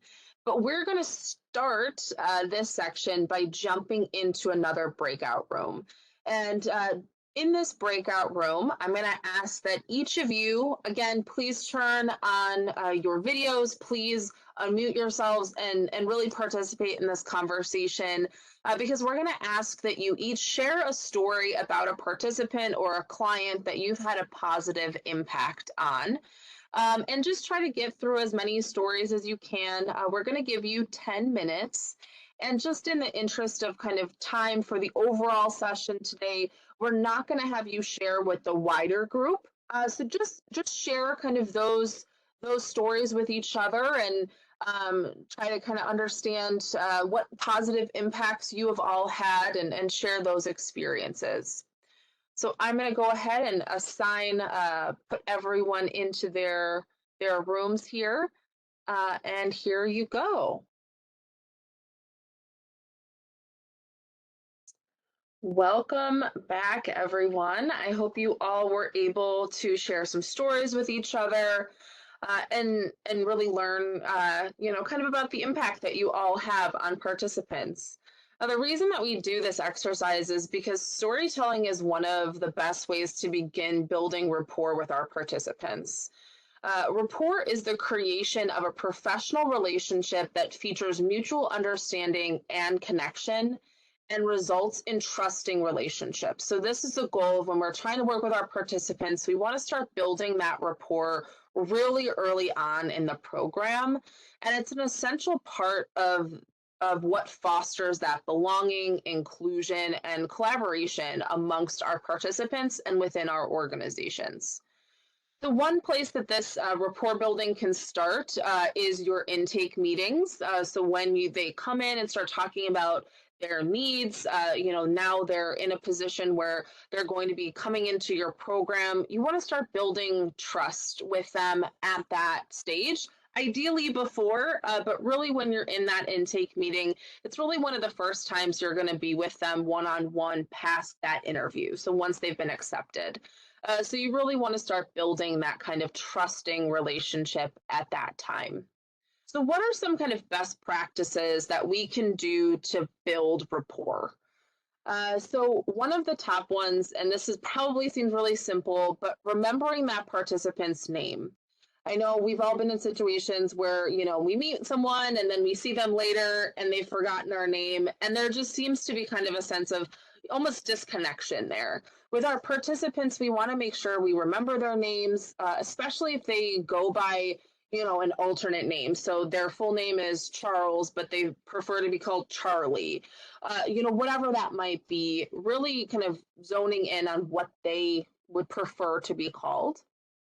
Be prepared for participant interactions, find common experiences or opinions, and be aware of your body language when you're working with them. I think it's said, 90% of our communication is our body language. Don't quote me on that percentage, but a large portion is our body language. So we want to just be sure that we don't have a computer sitting in front of us. We don't have something that's disconnecting us from them. We're facing them. We're making eye contact. So these best practices. And Eva, yeah, absolutely. Everyone wants to be seen. Everyone wants to be acknowledged.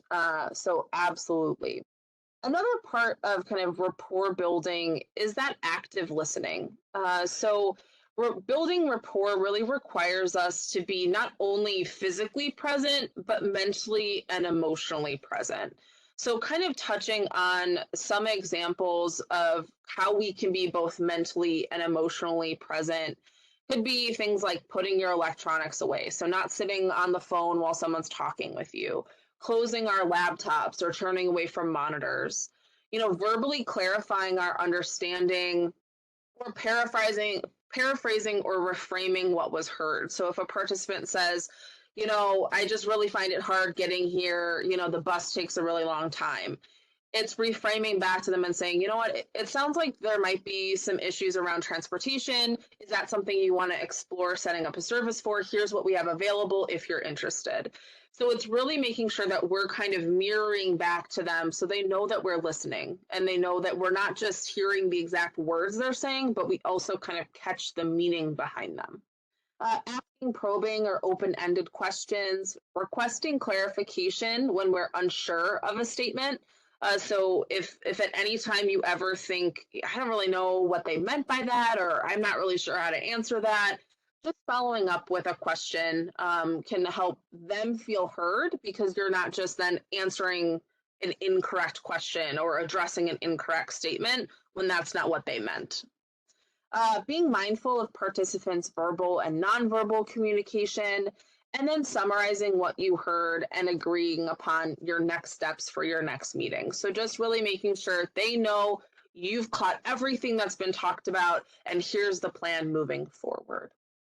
So those are both key aspects to kind of cultivating relationships with our participants. And so when we start to cultivate our relationships, we really want to make sure that our relationships are transformational, not transactional. So this recently came up during one of my site visits with a grantee where they talked about that they really want to make sure that none of their grantees walk out feeling like, okay, check, I did my training, I finished my transaction, and now I don't have to interact with you anymore. I gave you my time, you gave me my certifications, the transaction is over. And that's what a transactional interaction is. It's purely focused on getting the task done. What we're looking to do in all of the programs is to create that transformational interaction. So that's where kind of those participants have the opportunity to grow. It's where they have the connection back to their fellow participants, back to the grantee. So some ways to make sure that we're transforming instead of transacting is making sure that we make time for those participants, right? And that doesn't just mean, okay, I have a meeting at 10 a.m. with you, so I show up at 10 a.m. It means preparing for that meeting. It means ensuring that you're remembering what the needs of that participant are, making sure that we're kind of holding conversation with them and opening space for conversation with them, remembering what details were in that last conversation. So all of these things just continue to cultivate that relationship and make it much more likely that that person's going to walk away feeling like they're connected, they've grown, they've had opportunities to kind of really cultivate those relationships with you and gone into that really, truly transformational interaction. So next up, I want to talk about Maslow's hierarchy of needs. So really quickly, if you can just throw up an emoji, whatever emoji you want, to let me know, have you heard of Maslow's hierarchy of needs before? So if you've heard of it before, just put up an emoji. Okay, we have William, awesome, Kyle, Angela, Ashley, Danielle. Okay, awesome, awesome. So this is one of the most popular tools to understand human motivation. So if you are familiar with this hierarchy of needs, this will look familiar to you. But for those who are unfamiliar, the idea behind this hierarchy is that you cannot address the needs at the top until you address the needs at the bottom. And so when we start to think about wraparound services and student support services, what we're talking about is these lower level kind of base needs. And if these are not taken care of, you are not going to help that individual get to those top level needs because they're going to be so worried about these base level needs. So kind of our first level there is your physiological needs. So that's your water, food, shelter. Then it gets into safety and security. So we're talking about feeling secure, feeling safe. There's a lot of communities across Illinois that are plagued with violence or, housing is not guaranteed. And so you start to have people feel that they're not secure physically because of, just safety, but also secure in knowing like where are they going to sleep that night. Employment, resources, their health, if they're having a health scare, they're going to be distracted, or the health of a loved one. Then we have love and belonging. So this is friendship, connection, family.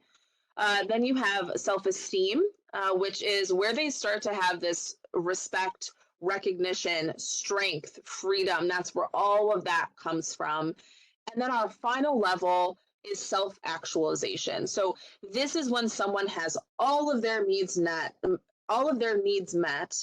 and now they have this desire to be the best person that they can be, to strive for these greater things. Now, we do not expect that you can, and really no one can other than that individual, kind of seek out the resources to address every single one of these needs. But what we do know is that these wraparound services, student support services, the stipend, the support they get from your teams, the cultivating of these relationships can really help get them through those physiological needs, get them through those security and safety needs, get through that love and belonging. They feel like they have a space for you or a space for them.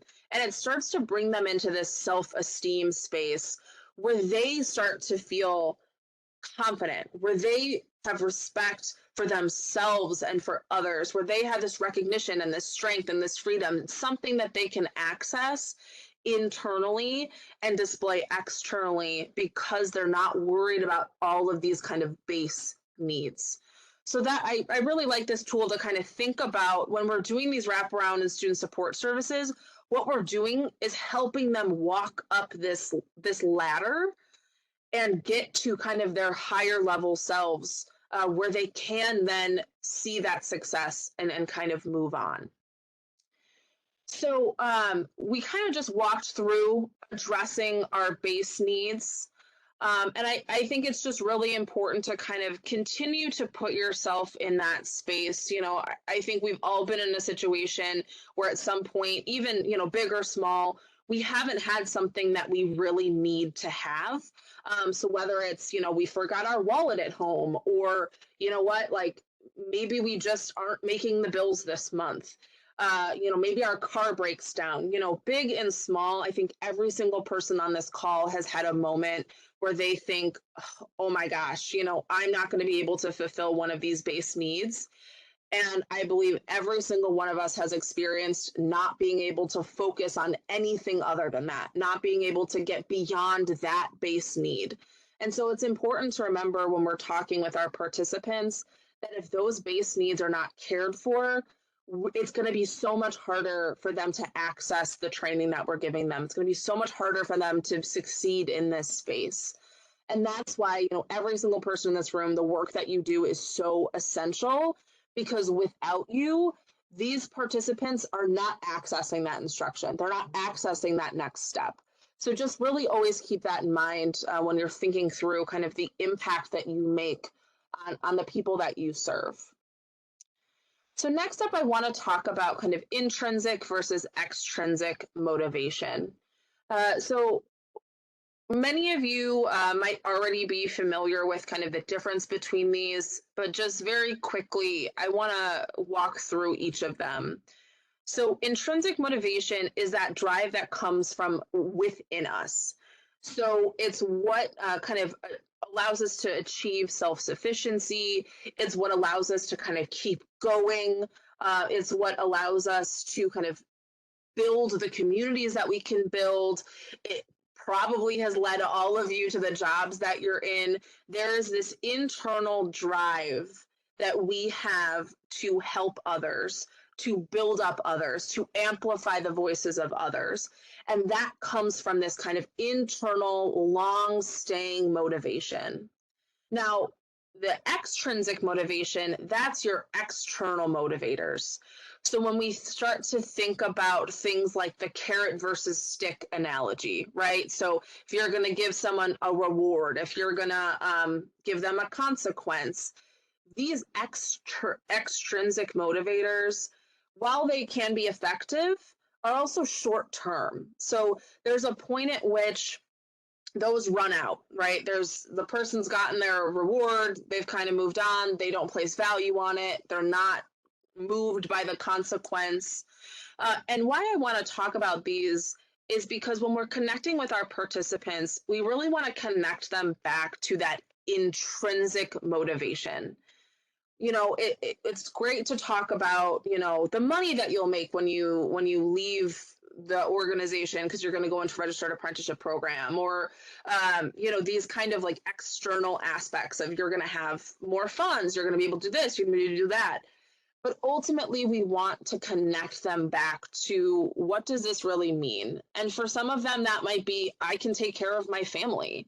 Some of them might be, I have housing security for the rest of my life, right? There are these big factors that can really intrinsically motivate them and connect them back to why they're in this program. And so I talk about this because every single person on this call has had a participant feel like, you know what, maybe this isn't for me. This is just too hard. I can't do this. And this is the type of motivation that you want to dig into with them.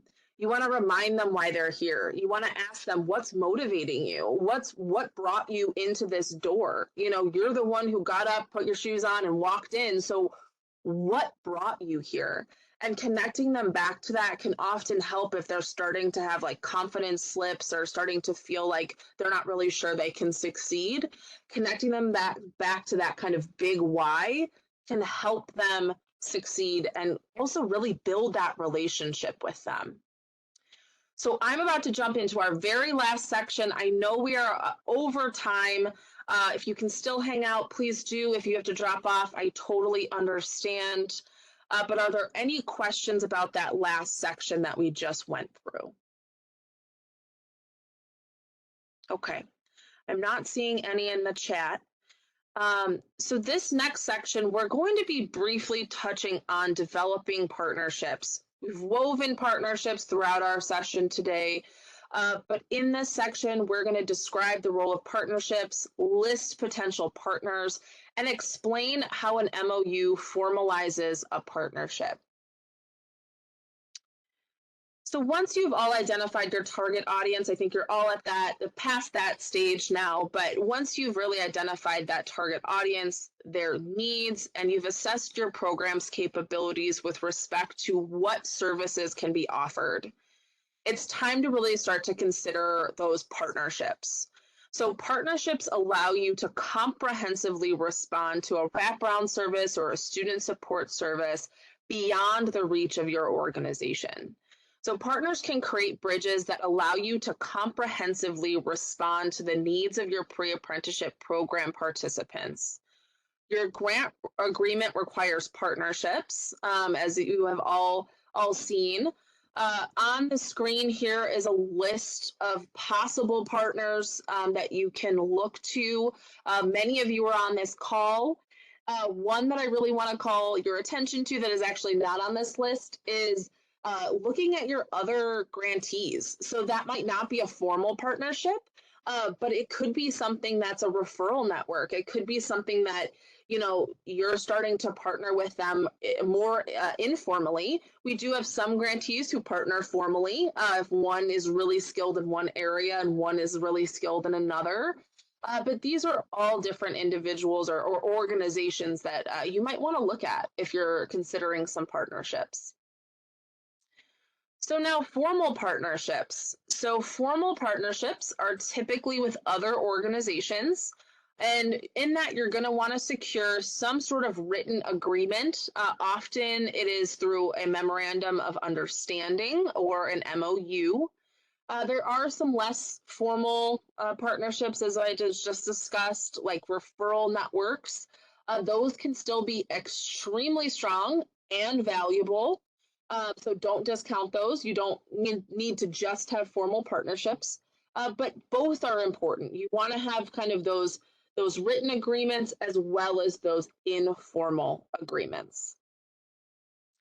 And that is all I have for you. So I told you it was really short. We just like to end on our partnerships because we're always cultivating those networks. But now I'm going to hand it off to Gia, who's going to do a quick evaluation, and then you all will be off on the rest of your day. Thank you so much for joining us. Thank you, Christine, and thank you, Dan, for presenting. And to be respectful of your time, I am going to send you an electronic evaluation to complete. So when you receive that email, please do be reminded to submit that feedback to us. We, of course, want to hear from you. Thank you all so much for your time and have a wonderful afternoon. Awesome. Thank you so much, everyone. I will get that email out to you later today with that link, so please take it. And then just a little shameless plug. We do have Toolbox Tuesday next Tuesday at 10 a.m. We are going to be walking through the whole Illinois Works program through a grantee perspective. So if you are interested in that, please join us. The registration for that is on the Illinois Works Partner Guide main page. Thanks so much, everyone. Have a great rest of your day.